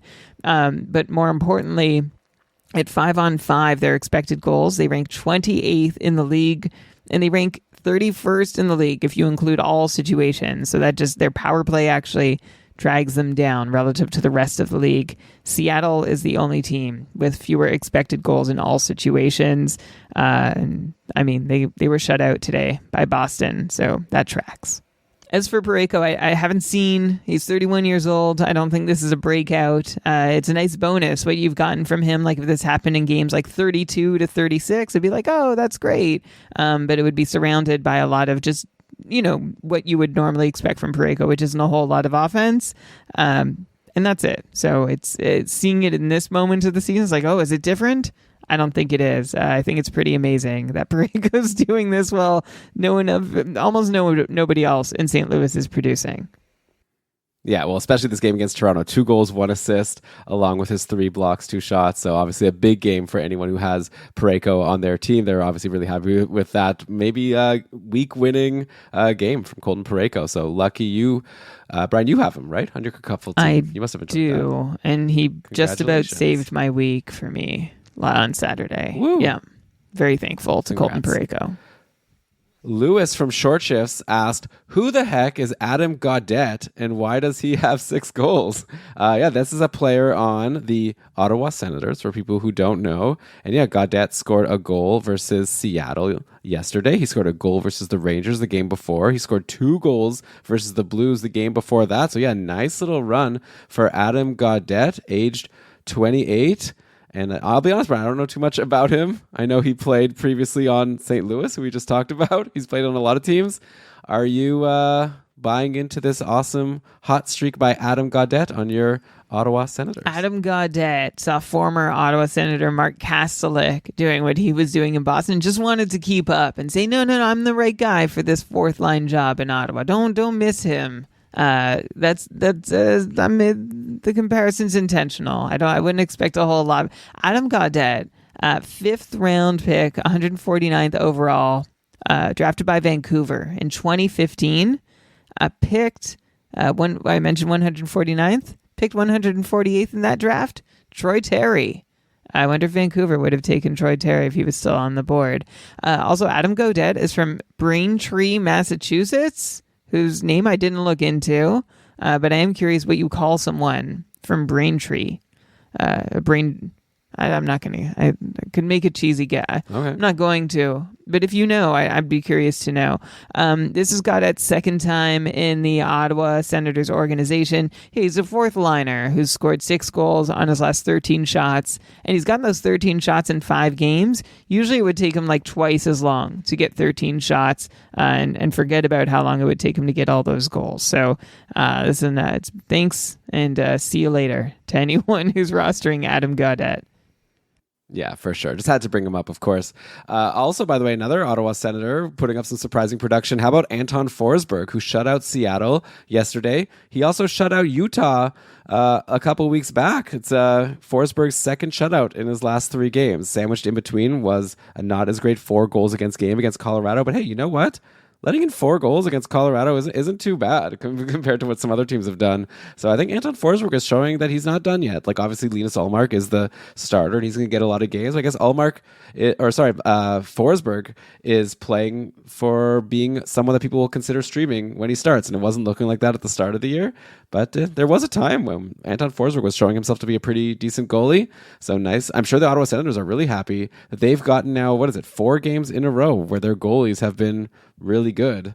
That's good. You don't say that. You haven't heard that too often about the Ottawa Senators over the past couple of years. Let me tell you something else about the Ottawa Senators. Remember when Ullmark was traded to Ottawa? It's like, oh, well, he's going to have to really, really work hard given the Ottawa defense. And I was making the case like, listen, not a huge change from Boston. And they've got a new coach coming in, Travis Green, who's known for his systems. And look at them now. The Ottawa defense ranks 6th in the NHL in expected goals against. And for those keeping track at home, Boston ranks 18th. So Ullmark's workload is actually easier in Ottawa than it would have been in Boston. He's struggling with it, though. And Anton Forsberg. Elon, I don't know what you like. I'm not coming at you or anything, but I feel like you might have said like, and finally showing the form like that we thought he could have. I don't think Forsberg has ever really proven that he can be like a whole lot better than a backup goalie in the league. He's been fine so far, but I don't expect him to like be sustainably fine, like someone I would want on my roster and starting every game, because I feel like he's going to blow up like regularly enough to wash out some of the good that he does. Yeah. No, I mean, I don't know what you think I said. I think that he is I think it's nice that Ottawa has a good backup goalie and a great starting goalie. And if Forsberg could just be reliable to not be blown up every time he plays, so they don't have to run Ullmark into the ground, I think it's a pretty good situation for them to be in. I said that there was a time when we were wondering if Forsberg could be more. It was 2021-22, and Anton Forsberg played 46 games, had a .917 save percentage. That's what earned him his current contract, which I think they're on the last year of now. But I don't think he's a starter. I agree. But if he can be a solid backup, that's really great for the Ottawa Senators, because they've rarely ever even had a good starter. It's true. So, Yeah. But yeah, short shifts guys talked about Brady, Kachuk, and Stutzla and Giroux going off, so I don't think we have to tread on that again, but obviously those guys are going really hot right now. I'll mention for the line combinations, not that anything has come from it yet, but Ridley Gregg was playing with Stutzla and Brady Kachuk at even strength in the last game. He hasn't done anything yet, but I feel like if you're playing with Stutzla and Brady Kachuk, probably you'll get some points at some points if you're in like a deep league. And also that, you get some hits sometimes from Ridley Gregg, so someone just to keep your eye on. And I guess just to pour a little cold water, Brian, you're talking about how great the defense has been. Maybe Jake Sanderson has been focusing a little too much on defense lately and not as much on offense, because after his incredible start, I don't know, he slowed down a little bit. Only 2 assists in the last 6 games for Jake Sanderson. Do you think this is just a variance thing? He's still on that top power play, which has been a really good power play, right? And with all these great players, I don't know. I'm just like mentioning it. Like I'm not. I don't want people to think that I'm concerned about Jake Sanderson. But if you're concerned about Jake Sanderson, Brian, I assume you're going to say don't be. Just worth it. It's worth a mention. But yeah, also like that Jake Sanderson remains entrenched on the top power play is really like all like. I'm still feeling happy that we don't need to have that conversation. He's still shooting like he has 3 shots in each of his last couple games, and before that he had assists in 2 games straight. So Jake Sanderson is never. I'm not sure he's at a point yet where he's going to really like differentiate himself from someone like Brock Faber, who we mentioned earlier. I think there's a better chance he will like be peripherally helpful or consistently helpful to your fantasy roster than Brock Faber, but there's still going to be these moments that we're in right now, and I would just hold on if you can handle it. Oh yeah, I mean, you want the top power play guy on Ottawa. Jake Sanderson is gonna be just fine. He's gonna go off any game now, I'm pretty sure. Lewis also said you could toss in some Ovi appreciation if you want. Yeah, man, Ovechkin. What is the 1 year I drafted him made me tear my hair out. Now, this year, Ovechkin has 7 goals and 7 assists in 11 games. He's currently on pace to break Gretzky's record this season if he keeps this up. He had a goal in each of his last 4 games, actually 2 goals in one of those games against the Rangers. Ovi's just doing Ovi things. It's incredible. He's 39 years old, on pace to have one of his better career seasons. It's just, what can you even say about the guy? Also, by the way, Connor McMichael I think we brought him up like a week or 2 ago saying like he's looking pretty good, but like he's looking like really, really good. Like we're talking now 7 goals also for Connor McMichael in 11 games. He went on a big goal scoring streak, and like that, it was with shots. There was a 10-shot game, there was a 5-shot game, there was a 4-shot game. So I think Connor McMichael might be for real, and he's been getting top power play, by the way, recently. So it's not even like just like producing with bad deployment. Like if Connor McMichael is going to be top 6 top power play, he's not playing with Ovechkin, but he's playing, with Dubois and Tom Wilson, or maybe you should say Dubois and Tom Wilson are playing with Connor McMichael at this point. I would. That's pretty great. This guy, Connor McMichael, he I don't know, like the way I had Connor McMichael in my head, he was supposed to be the guy who showed up too late to be a part of anything. Like the one prospect in the Washington Capitals pipeline who's there to mob up after all the stars have left and there's nobody else in the pipeline because they've just been dealing everyone away. But everyone in Washington is good, and he's a part of it, Connor McMichael. He does have 6 goals on 21 shots in his last 5 games. But that also includes like a 10-shot game against the Rangers back on Tuesday. And anyone who can do that has our attention, right? He has spent time, McMichael, on the top power play, though today it looks like he was bumped by Strome, which doesn't seem to be a huge deal. Like he has no power play points anyway. He's doing he's doing great at 5-on-5 of firing pucks with quality and quantity that should lead to goals. He's playing as much as Alex Ovechkin, which says a little bit about McMichael and also says a little bit about Ovechkin. And Elon, I actually I was expecting to be like to the throw part of it to be like, oh, can Ovechkin keep it up? I don't know if we're taken for granted that this is going to continue. Like, first off, what the hell? Like I was I was against Ovechkin this week, and I saw that Washington was playing again today, and I was just like beside myself. He was a freaking one-man wrecking crew this week. So feels good to have him. I was looking into his numbers. He's down to 12 minutes a night at 5-on-5 as an old man. That's 2 minutes per night less than he was playing last year. But Ovechkin, in the time he's on the ice, is shooting the lights out. His shot attempts per 60 dipped a little bit last year. They're back up now, and Ovechkin is presently putting up the highest expected goals rate of his career since his sophomore season in 2008-2009. And his line is super effective. They're scoring even more than they should, though. 26. Oh no, that's Ovechkin. Ovechkin is shooting 26% at 5-on-5. He only has 3 power play points, so maybe he should get a couple more of those. But regression is probably going to hit Ovechkin harder at 5-on-5 than it'll help him on the power play. I'm going to get, I don't know, you can tell me how spicy this is. I was someone who did not want to draft Ovechkin this season, and maybe I need to drop that. But in the moment, I'm not ready to drop it yet, and I would be trying to sell high. Although left wing are really hard to get, so like that's the other piece, depending on your format. But this might be a moment to say to see what else you can get for Ovechkin. Like what? Like who are you? If you have Ovechkin who's got goals every game, doing his thing. Like, well, who are you reaching for? Yeah, well, like, one thought at one point for me was like Jason Robertson, but I wouldn't do that. Like, I wouldn't trade him for someone who's struggling, like Pedersen, or who's like in the same sphere. I don't know. I would dangle. I'm sorry, I'm not great at actually like pulling off the trade, but I feel like the value I'm trying to offer here is I think Ovechkin might be at the peak of his value this season. That's all I'm saying. Fair. I'll just do like, not that I disagree, but like obviously the counterpoint is like you never want to not believe in Ovechkin. You don't want to let like some underlying percentages like sway you into thinking he's not going to score goals because he's Alex Ovechkin and he'll figure out a way to score goals anytime you start to doubt him, it seems. And I really thought that maybe this year was going to be one of those years where he's going to struggle a bit more, but so far not so much. Andrea brought up how Lafreniere is still rocking it in LA. Trust me, I know.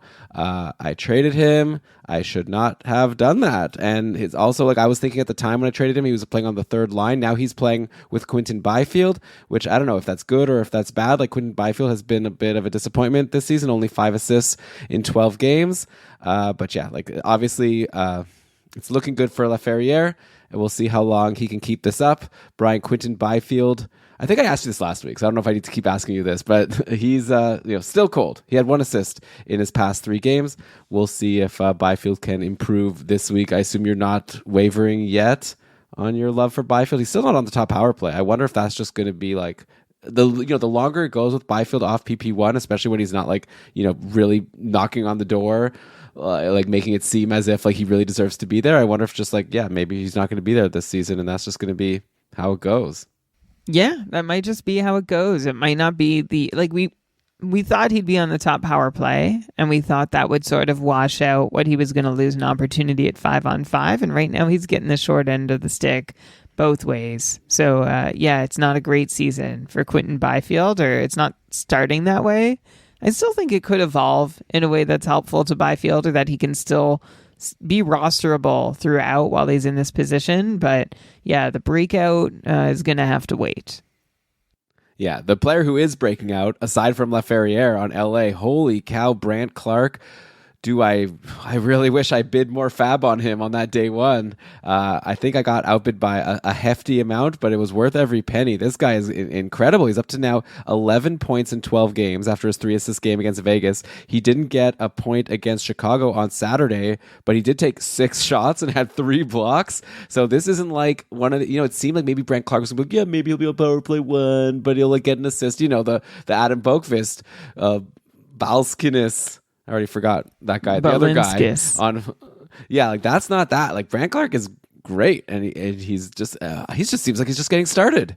I now wonder if like when Drew Doughty comes back, if he gets that spot. I guess it's a long time. We'll have to see if he continues it. But holy cow! Congrats to anyone who took the chance on Brandt Clarke. He, didn't look too incredible at the start of the season, but yeah, with these shots picking up, he's also had a 5-shot game. He had another 6-shot game earlier in the year. That's what you want to see from a top power play defenseman. He's great. Yeah, showing up Brock Faber and rewarding anyone who showed some enthusiasm in going to get Brandt Clarke when Drew Doughty went down, and maintained that enthusiasm even through a few very quiet starting outings.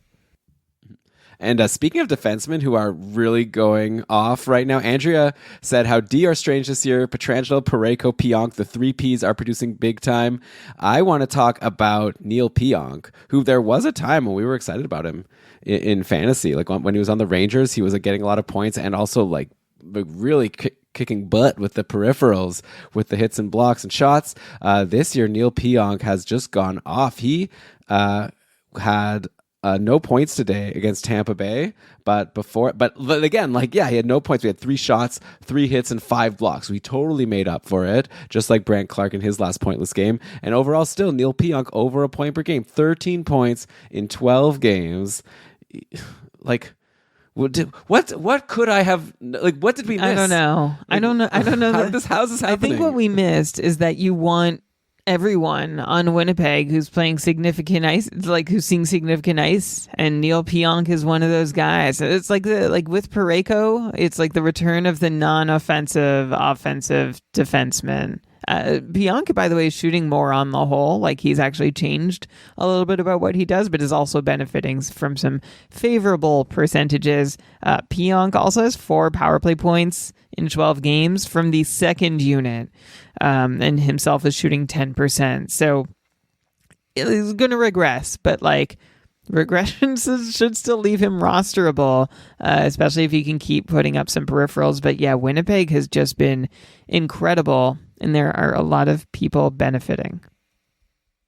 Yeah, for sure. Yeah, we can talk about Nino Niederreiter. He's been going off. Obviously, they're at the top of the lineup. Kyle Connor is starting off with a career year. He's got 19 points in 12 games, 9 goals in those 12 games. So we'll see if Kyle Connor can keep this up. I recall at one point earlier in the year, Brian, I talked to you about Nikolai Ehlers' hot start, and people were excited about Ehlers because he was getting top power play, and he also started strong. He had that 2-goal, 1-assist game against San Jose 4 games into the year.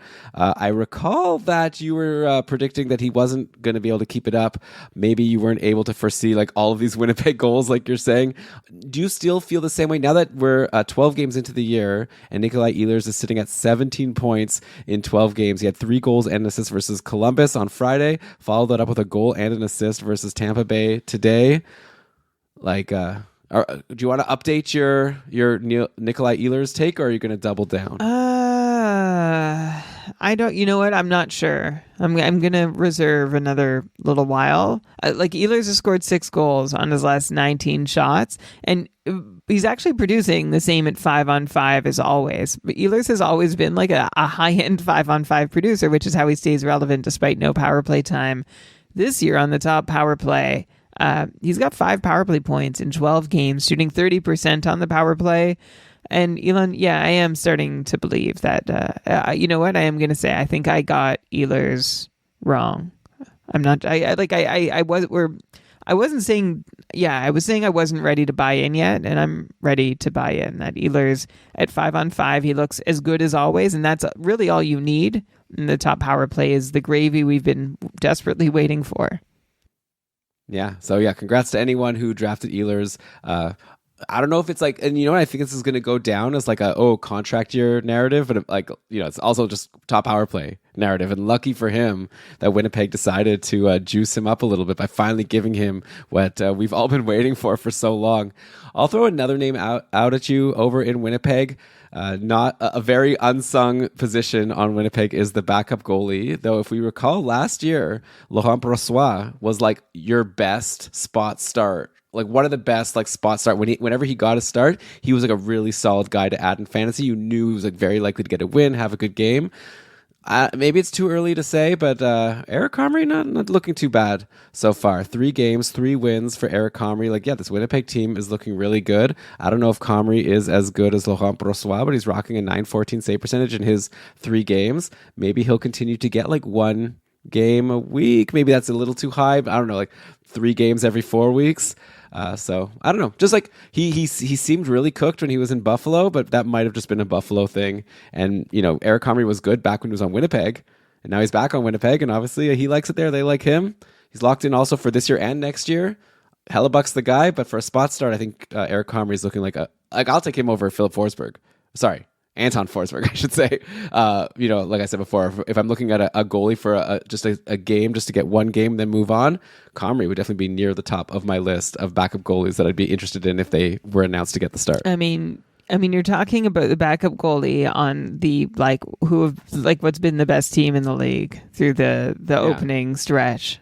So yeah, I don't think I think that's a pretty good call. I don't have much to contend with. I will say, we've been sort of salivating over Winnipeg a little bit here, and I'm not sure they're not going to quite keep up exactly what they're doing. I don't know if they're quite as good as they've looked, but hey, while they're winning, then I would happily spot start their backup goalie. Yeah, in my main dynasty league, there's no goalies available who are starters or backups. There were literally no goalies available who have played this year except for Eric Comrie. He was the only one in free agency. So I just made a trade. I traded Karel Vejmelka to make room, and I've believed in Vejmelka for a while. I think I'm finally moving on from him. I got a pick for Vejmelka, and then I just picked up Eric Comrie to fill that spot. I feel like I have a similar guy at this point. Maybe I'll get more wins from Comrie, plus I got the pick that I got for Vejmelka, so pretty happy with that little swap I made. We'll see how that turns out. One last thing I want to talk about in terms of questions or comments from the patrons before we end the show with some hot and cold streaks. We had a trade, which was, of course, discussed on Short Shifts, but Timothy, and we have a new pronunciation here, Liljegren, has been traded to the San Jose Sharks from the Leafs, and it looks like Liljegren got right on to the top power play. By the way, thanks to Ryan Downey, who gave us that pronunciation, that apparently he wants a harder J sound when people say Liljegren. So now we know, and hey, if he wants us to talk about him and say his name properly, he just has to start producing, and obviously it'll help to be on the top power play in San Jose. In his first game, nothing too much to show for it in this loss to Vancouver, this 3-2 loss. But hey, Liljegren, one shot, one hit, one block. He was +2 though, and I know that we're not the types to talk big about plus minus, but just goes to show he was there when points happened, could have lucked into an assist, or maybe he didn't even luck. I didn't watch it, right? Maybe he passed to someone who passed to someone. Maybe he got it started, and in a lot of plays that could end up being a point that he gets. So obviously, I'd be keeping my eyes on Liljegren, and if you're in a deep enough league where defensemen are hard to get, top power play, right? And we've Jake Wallman was looking really good. He had 2 3-point games. It was looking really good. He had a 3-game point streak that just ended. I wonder now if this is going to be a threat. We talked about Jack Thompson on the podcast getting top power play over Jake Wallman and being oh, maybe we should be concerned about him. And then all of a sudden Jake Wallman was how dare you? And then went off for a little bit. We'll see if Liljegren poses a more serious threat this season than Jack Thompson did for Jake Wallman. Obviously, I'd be a little bit concerned. Though Wallman will probably still get a lot of time and get his blocks and whatever. But yeah, interesting. New top power play quarterback. Doesn't happen all the time. Doesn't happen all the time, and I don't think I can really get with this Liljegren thing. I'm just gonna. I don't know. You think it's fake news? I don't know whether it's real or not. Anyway. Worth a shot, right? As a power play quarterback. I'm not sure how great it is to be the power play quarterback on San Jose, but like you said, it's not every day you get a new power play quarterback. So this is one. And I'll say one more thing about San Jose. Macklin Celebrini could be back next week. So keep your eye on him. We'll get some new lines. It'll be fun to see if he can keep up what he started to do in his one game so far this season.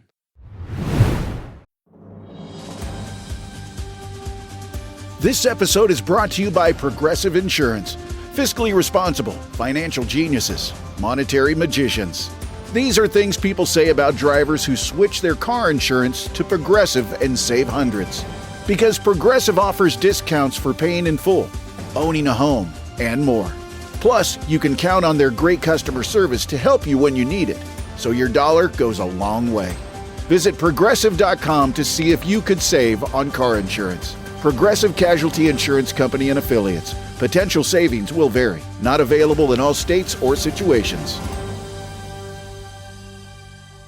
We've all got a thing. For me, it's vintage furniture. And now talking about how I found it on eBay is my whole personality. Even at 2 a.m., when I can't get 19th century sofas off my mind, I'm on eBay for sure, scrolling my favorite seller's storefront, setting search alerts, and building the watch list of my literal dreams. I know antique lamps aren't everybody's thing, but the best part about eBay is it doesn't matter what you're into. Fashion, car parts, trading cards, it's all there. So go find the thing that keeps you up at night.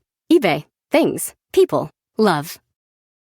Your dining room is the heart of your home, where meals are shared and memories are made. At Ashley, you'll find affordable dining furniture in a range of classic and modern styles. Ashley small space sets and extendable tables are designed to fit beautifully into any space, from cozy breakfast nooks and kitchens to formal dining areas fit for a feast.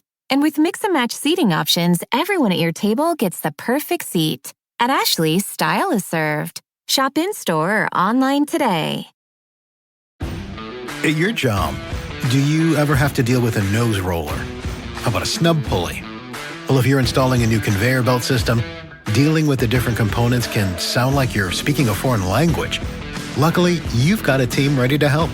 Grainger's technical product specialists are fluent in maintenance, repair, and operations. So whenever you want to talk shop, just reach out. Call, click Grainger.com, or just stop by. Grainger, for the ones who get it done.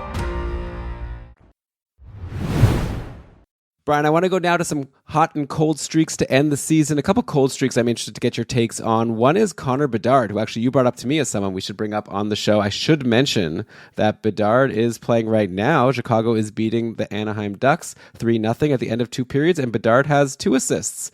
So maybe he even just saw our show notes somehow and was like, wanted to, cut that off at the head. What's it saying? Put a head that off at the start. There's an idiom in there that I'm blanking on right now. But yeah, before today, Bedard was pointless in 3 straight games. I was excited to come on the show and be like, try to get him for cheap. But I don't know. Yeah, it's 2 assists, 4 shots. It is against Anaheim, though. So maybe it's just like easier for such a talent to go off a little bit against bad teams. He's been having some trouble, obviously getting points against the better teams this year. Overall, even with these 2 points, we're at 11 points in 13 games on the year, which is good. But, for where people were drafting him, they were hoping for like a 90-ish. I thought he was going to be like a 90-point player this year. Obviously, it's, not too late. Like, it's only 13 games into the year. Where are you currently at with Connor Bedard? Well, I was worried going into tonight. He had just 2 points in 7 games, both of them goals. I'm glad that Bedard has a couple of assists tonight. Something to get moving. And now Bedard is trying to catch up to his 74-point pace from last year. This brings him to a 69-point pace on the season. I'm just, I don't know, Elon. Like I want to expect more from Bedard. Like I see that while he's on the ice, Chicago shoots 6%, which we should expect better.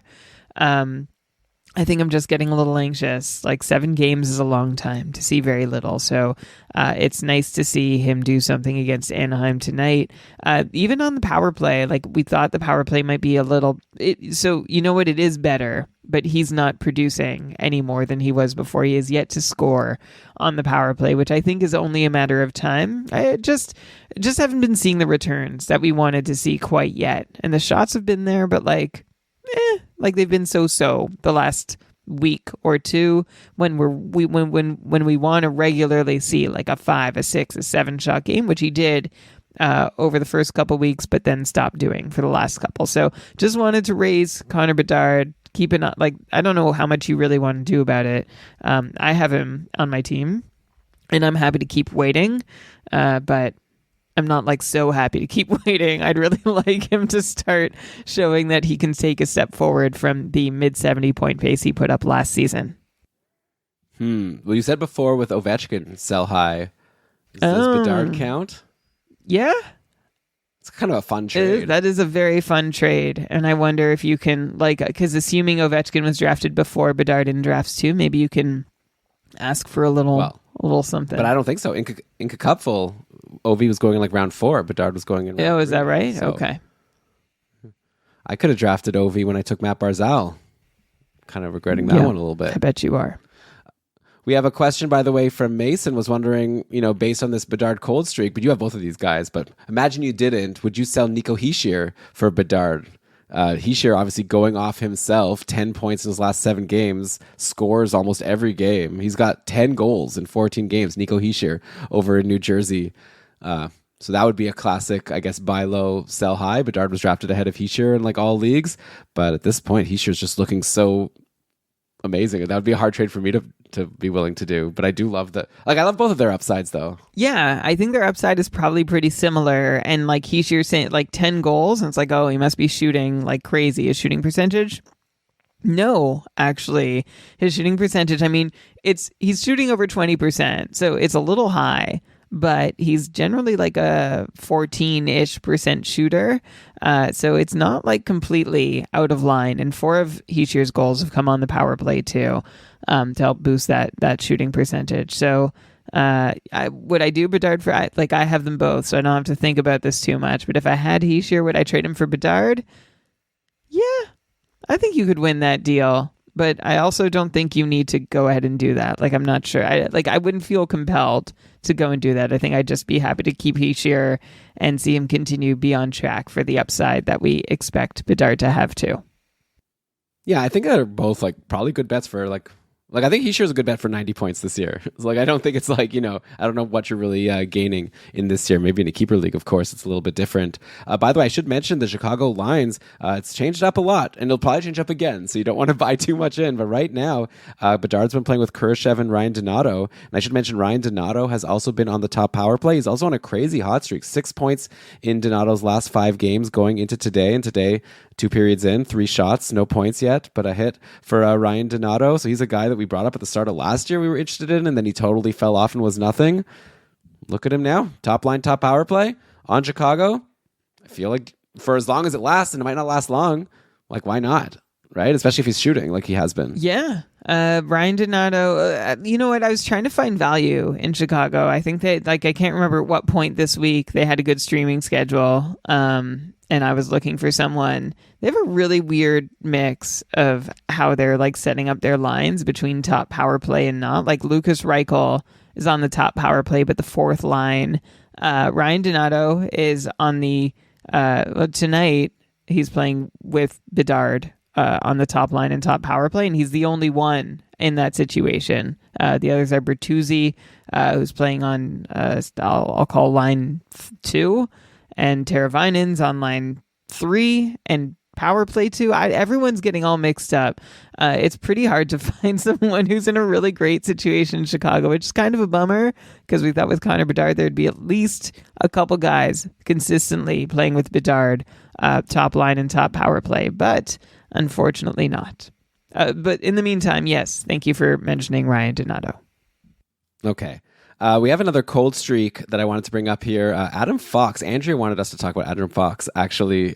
He's not doing terribly. Like, if you look at the overall points, it's 9 assists in 11 games. No goals, though. Adam Fox scored 17 goals last year. So he's definitely falling far behind that.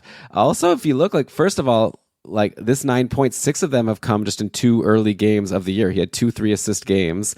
But since, October 17th, it's been either no assist or 1 assist, kind of half and half. And there's also kind of a Marco Rossi, Brock Faber, no periffs. We're getting 1 or 0 hits and 0 or 1 blocks most games. For Adam Fox, this is a guy people were drafting super high. And right now, yeah, he's been super meh. So I'm curious if you think this is a buy low opportunity or maybe just what you should expect from Adam Fox. Actually, I'll throw 2 at you at once. Another New York Ranger that's definitely not producing the way I expected. It's really surprising considering how well his line mates are doing. How is Vincent Trocheck so cold? He's really not doing much, and he started so hot, so it's kind of wild how he went from looking like such a steal, and now he scored today. Actually, I wrote this up before today where he scored a goal, so maybe we can disregard. But yeah, Trocheck before that had only 1 assist in 5 games. Do you think that was just a random cold streak, nothing to worry about? I'm looking at the Rangers line, so they have switched things around. It's kind of interesting. As Zibanejad, Panarin, and Lafreniere was a line, and then Trocheck, Cooley, and Riley Smith, and then Chris Kreider with Hedl and Kakko. Wow. Big changes. changes. They don't change things up too often. No, they don't. Yeah, and they won against the Islanders. Maybe it'll last for a little while. Yeah, I'm pausing because I don't know what's going on with Adam Fox. The game's over, right? The Rangers and Islanders. Yeah, that game's over. They destroyed the Islanders. Adam Fox played 19 minutes and 58 seconds, so I don't want to split hairs here, but this is the second straight game where he's played less than 20 minutes. The first 9 games, he played more than 21 minutes or more in 8 of them. So I don't I don't know what to say. Really, it's very frustrating. Like that he went shotless for 4 consecutive games. It helped that he put up 6 points over those 4 games. Now he's shooting again, but the points aren't really coming the way you'd hope. We weren't expecting another 17 goals from him because he shot over 12% last season, which is not how defensemen shoot. But we would have expected a goal by now. We'd expect like maybe 10, 12 goals from Adam Fox. And he's pacing for 0, but that's how it goes before you score your first goal. So I'm sure it's coming. It's something to watch, I think. I'm not giving up on Adam Fox, but I'm going to keep an eye out. And Trocheck too. I don't know what Elon. I'm sorry. I don't have like Vincent Trocheck is a guy I consistently do not have answers on. This, again, is one of those times. It's just good that you mentioned that he's been pretty quiet, including like his shots petered out for a bit too. Yep, Shams is saying word has that Trocheck line is going to take more defensive responsibility. Yeah, to remind you, I'm saying Trocheck, Cooley, Riley Smith. That's sounds like a third line to me. So I don't know what you want to call it, the Kreider, Hedel, Kakko line. Like I guess we'll have to wait and see if the Rangers stick with this. It's kind of like hard. I have to wrap my head around this. Exciting for Lafreniere to be playing with Panarin and Zibanejad. The power plays have been like the same, by the way. Just Zibanejad, Kreider, Trocheck, Panarin, Fox. So no changes there yet. But yeah, some interesting changes that we'll need to keep an eye on over on the Rangers. Maybe with this Trocheck goal today, it might be a good time to sell. Be like, look, he's back. We're back to normal. He just scored. And maybe because, I would be a little bit nervous if he's not going to be playing with Panarin any longer for sure. Though, of course, that could also change any second. Philip Hedel, by the way, was on a hot streak. We'll see. Like he's now playing with Kreider. Maybe that's a promotion for him. I'll be curious to see if he can keep that up. Another cold streak I want to throw at you, Brian. Evgeny Malkin. I was so excited about. Again, another one of these guys I have on my fantasy team that I was really excited about. And I was rolling for a couple of weeks. Now all of a sudden, like Malkin every once in a while has a good game. He had a goal and 2 assists in a game against Vancouver. Fun fact, I benched him in that game because it was a busy Saturday where I had to make sit-start decisions. Outside of that game, there's 4 games before it where Malkin was pointless, and now 3 games after that where Malkin is pointless. So it's just been a real dry spell for a guy who I thought I had struck gold with, and now it's looking like fool's gold. I don't know. But for what it's worth, in the last game against the Montreal Canadiens, Crosby and Malkin were playing on the same line with Rickard Rakell. And the top power play was Crosby, Malkin, Rakell, Erik Karlsson, and Matt Grzelcyk. That's crazy. What's Pittsburgh doing? They're crazy. But anyways, how worried should I be about Malkin? I mean, this sounds like the end of a coach, doesn't it? Like whenever the lines get like really wild. This is what it's felt like this all year, even going back to last season. So I wonder if that's what it is too. Malkin started really incredibly well, and I think this is more a reminder that we weren't expecting that start from Malkin at all. And we didn't expect it to continue either. And on the whole, like I still think he could be, like last season, as disappointing as it was, Malkin paced for 67 points and had 18 on the power play. He's 38 years old. I'm hoping for just about that. But it's going to be punctuated by these weird stretches of inconsistency where he barely shoots and then he randomly gets 3 points and then he barely shoots and does nothing again. So it's not he wasn't a fun guy to roster last year, and I felt really badly because I've rostered him a lot over the last few seasons, missing out on the fun earlier on, and now I'm reminded why I didn't take the draft day plunge. But that's not to say he won't reward you. It's just a matter of not knowing when that will happen. Mm-hmm. And in the meantime, Rickard Rakell, he's on a bit of a run. 4 points in his last 4 games. Like I said, if he's top line, top power play with Crosby and Malkin, that's pretty good. Also, I shouldn't bury the lead. Crosby's on a bit of a run himself, putting up lots of multi-point games lately. He had 2 goals against Montreal, 2 goals against Anaheim, 3 assists versus Minnesota. So Crosby, was a little bit slow to start the year, but definitely picking up the pace himself recently. Yeah, with Brian Rust out, it's just crazy. You know what? It's like, You bring up Malkin being like older, and we were just talking about Ovechkin before being just as old or even older, and I like kudos to Washington because I feel like you and I were both at times being like, it looks like Washington's just not gonna have anyone for Ovechkin to play with, but they've like figured it out and they've gotten like a lot of really good options there, both from the draft, Protas and Connor McMichael, but also picking up your Dylan Stromes and your Dubois and whatever, and like Ovi seems to be succeeding with a lot of different people. Meanwhile, Malkin, it's like they have to put him now with Crosby. Otherwise, I don't know. And we'll see even if that helps. So no shade on Kyle Dubas, but a lot of Washington mistakes have been made Yeah, seems in like it. Pittsburgh, and I think Washington had more room to to work with and to flex that Pittsburgh just did not, as mistakes piled up one on top of another. But it's super. It is really interesting to see that one team can still compete and the other team continues to be kind of kneecapped by the situation they've made for themselves. Mm-hmm. Yeah, compete and also like put those like older players, in a position to still get a lot of points. Though Crosby, I guess, doesn't need it. He'll produce no matter what. Okay, let's go to Utah next for a cold streak. I just want to put a button for now. I dropped Barrett Hayton in the cupful, so just want to let everyone know I did it earlier, maybe than last year, even where I held maybe a little longer, hoping for more. But yeah, 1 point in 7 games. He scored a goal against Calgary. Like after I dropped him, or no, it was actually before I dropped him. It was like the day I was planning on dropping Barrett Hayton. Then I was like, unless he does something really crazy, I think I'm dropping him after today. It was Wednesday. Oh yeah, I think I mentioned this on the Patreon cast. Then he scored a goal and had 5 shots. I was like, oh, that's pretty good. But I was like, no, I'm still dropping him. And yeah, he did nothing again yesterday versus Vegas.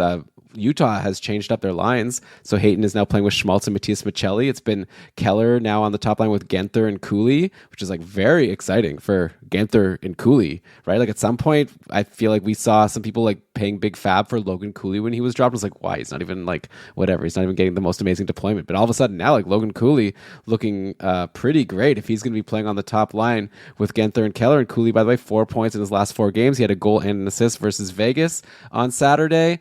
Genther, picking it up again. Keller's good. Kind of no one else as Utah's doing too much. Sergachev's looking good, I should say. But I feel like aside from that top line and Sergachev, I'm not too interested. So yeah, Barrett Hayton, I don't think I'm going to miss him, but we'll see. I mean, yeah, you won't miss him until the next shuffle happens in Utah. But I don't know when that'll be, and I expect to be there. I expect there to be movement throughout. But of course, this happened really shortly after. I'm like, oh yeah, Barrett Hayton looks like he's pretty locked in there on top line and top power play. So that wasn't the case. We'll see how long this sticks for. He's still 24 years old, right? So I think there's still a chance Barrett Hayton can pull himself out of where he's at. But yeah, it's I'm holding him because he was still taking shots for a while. And also I have enough other guys that I need to dump before I dump Barrett Hayton. But you might be snoozing on him depending on your format. Right, yeah, I don't have a lot of guys that I can drop, which is kind of annoying because I just have a bunch of guys on cold streaks that I can't drop. Like I've brought up, like all my players on my roster are like 100% rostered in Cupful or like 98, but yet, yeah, like I've brought up, and I've got a couple more for you right now. Though I will mention Shams asked first, sticking with Utah, thoughts on Connor Ingram. He only has an 881 save percentage. Yeah, hasn't been a good start for him. Karel Vejmelka hasn't been much better with an 890 save percentage. I don't know if it's the goal. Brian, do you think it's more like just the goalies aren't very good, or do you think it's just like the team isn't very good, like for the goalies? Like also Connor Ingram, like I feel like people love Connor Ingram, and it's like he hasn't done that much. But anyways, we'll see if he can bounce back now. How likely do you think it is that Connor Ingram becomes like a guy worth holding in fantasy and not going to be a risk to blow you up? I hope this season, but I think he's going to have to pick his game up before too long. At the moment, like Utah's doing a pretty good job protecting him. They're doing a terrible job protecting Vejmelka for whatever that's worth. But Vejmelka it's a very small sample, so we're not going to read a whole lot into it. Versus expected, Ingram he's about 3 save points short, which isn't great, but it's not terrible either. It's close enough to average that I'm not going to really sweat it. But I guess if he can't pull it, the door remains open to more starts, although I get the sense that Utah would like to see if Ingram can be their guy. Like Vejmelka has had an opportunity, didn't take advantage, and now they want to see if it can be Ingram. So I think there's still time for Ingram to prove himself, but I guess, Shams brought up with every passing start that doesn't go that great. Maybe that does leave the door just a little more open for Vejmelka to come in and see if he can keep doing well. Yeah. Or it could be a situation where Vejmelka doesn't come in, but Ingram still isn't like worthwhile because he just doesn't, play well enough. You look at Montembeault in Montreal, like he's getting dropped all over the place. It's not as if like, Caden Primo is looking like a threat. it's just looking like maybe just a lot of games are just not going to go well. So it'll be interesting to see if Ingram could bounce back. I don't think I'd be dropping him yet if I had Connor Ingram, but I'd be really frustrated and mad that I took him. Well, especially if it was me, because I just didn't really believe him that much, but I would have drafted him at some point. Okay, 2 more cold streaks I'll throw at you, Brian. 2 more guys on my fantasy team over in Calgary.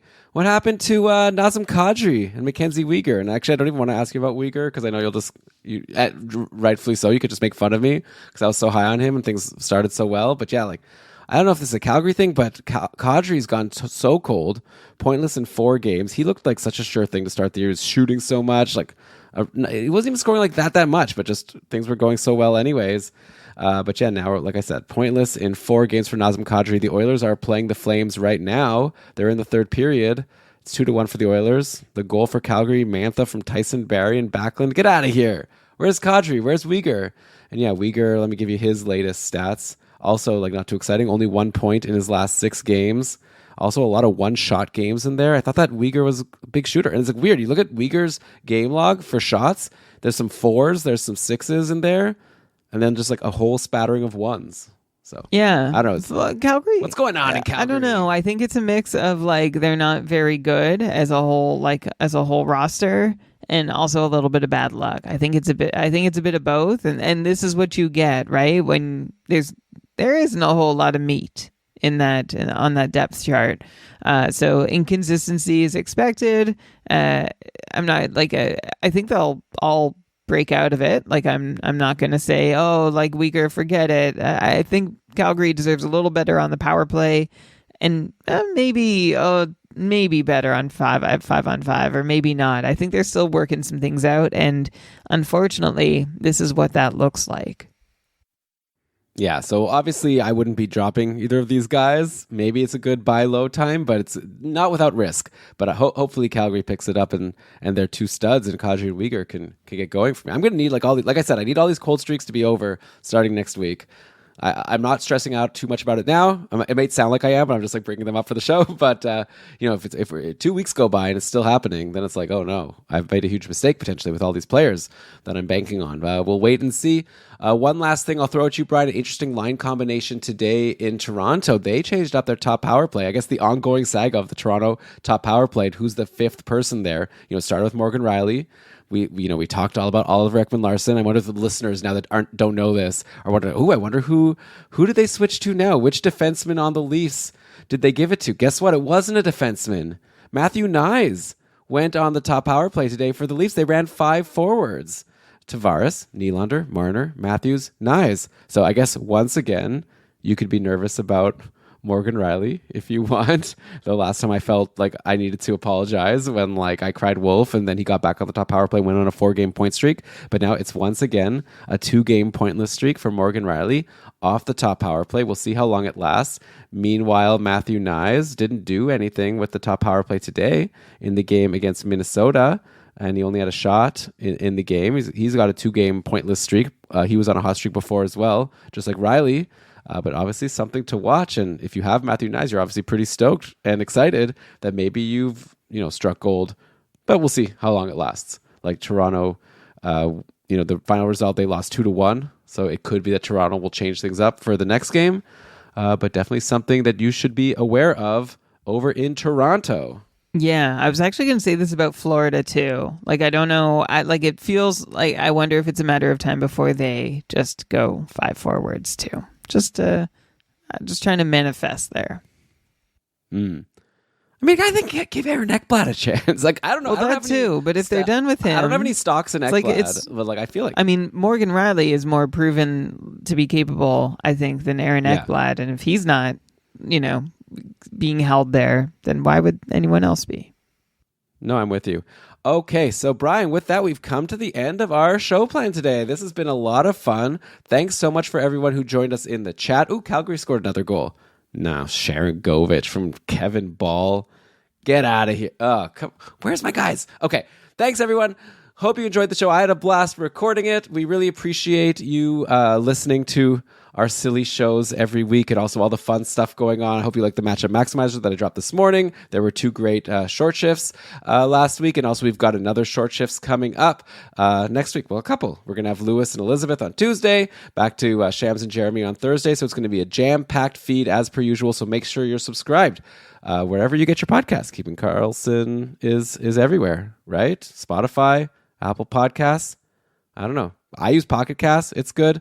So yeah, we would really appreciate a subscribe. Apparently that helps us out. Obviously a 5-star review wouldn't hurt as well. If you want to join the fun with our patron community, we have, the Discord is popping. We're trying to give a lot of advice. This weekend I haven't been around as much as usual. I've had parents in town, but I'll be back to having some fun, answering all the questions and chatting with people. It's always a good time. And like we said at the start of the show, we got a new patron perk. I'll be posting this episode ad-free to the Patreon for our super supporters. So you can check out all the information, and we'll update that website. Brian, we got to update the Patreon site to mention the new perk. keepingcarlson.com/patron to see what fancy words Brian uses to describe our new perk. But with that, Brian, let's cue the outro music, and then why don't you go ahead and read us the credits? All right. This episode of the Keeping Carlson Fantasy Hockey Podcast was presented by Dobber Hockey and powered by our patrons, including our super supporters who can access this episode ad-free: Patty, Ricard, David, Ryan, Tom, Zach, Andrea, Sammy, Philip, Aaron, Patrick, Brian, Michael, Roman, Top Cheese, Paul, and Rick. We appreciate you. We appreciate all our patrons. Elon, I appreciate you, and Shams, keeping the amazing stream of fantasy news rolling at GameDayTweets.com. I appreciate our Short Shifts crew. I appreciate our logos by BrandonWeave.com and our outro music by Pat Roach. And finally, I appreciate the places from which we research the show, with which we research the show. That's Dobber Hockey, Frozen Tools, Dobber Prospects, Natural Stat Trick, Evolving Hockey, Puckpedia, The Athletic, HockeyGoldies.org, Hockey Reference, Hockey Viz, Hockey Database, Elite Prospects, and Yahoo. All right, great job as always, Brian. I also hold you in high regard. Appreciate was the word we were using. I cherish you. I treasure you. Is there a reason you're not using appreciate? Well, you said it enough for both of us. But again, thanks everyone for listening. And Brian, while we get ready for our Week 5 matchups, try to get back on track if you're me, or keep rolling like yourself. How should we be occupying our mind space? Whoa.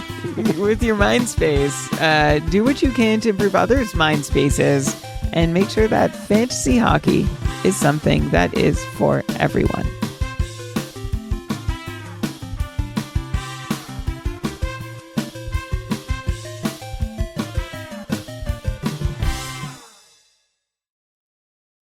Your dining room is the heart of your home, where meals are shared and memories are made. At Ashley, you'll find affordable dining furniture in a range of classic and modern styles. Ashley small space sets and extendable tables are designed to fit beautifully into any space, from cozy breakfast nooks and kitchens to formal dining areas fit for a feast. And with mix-and-match seating options, everyone at your table gets the perfect seat. At Ashley, style is served. Shop in-store or online today.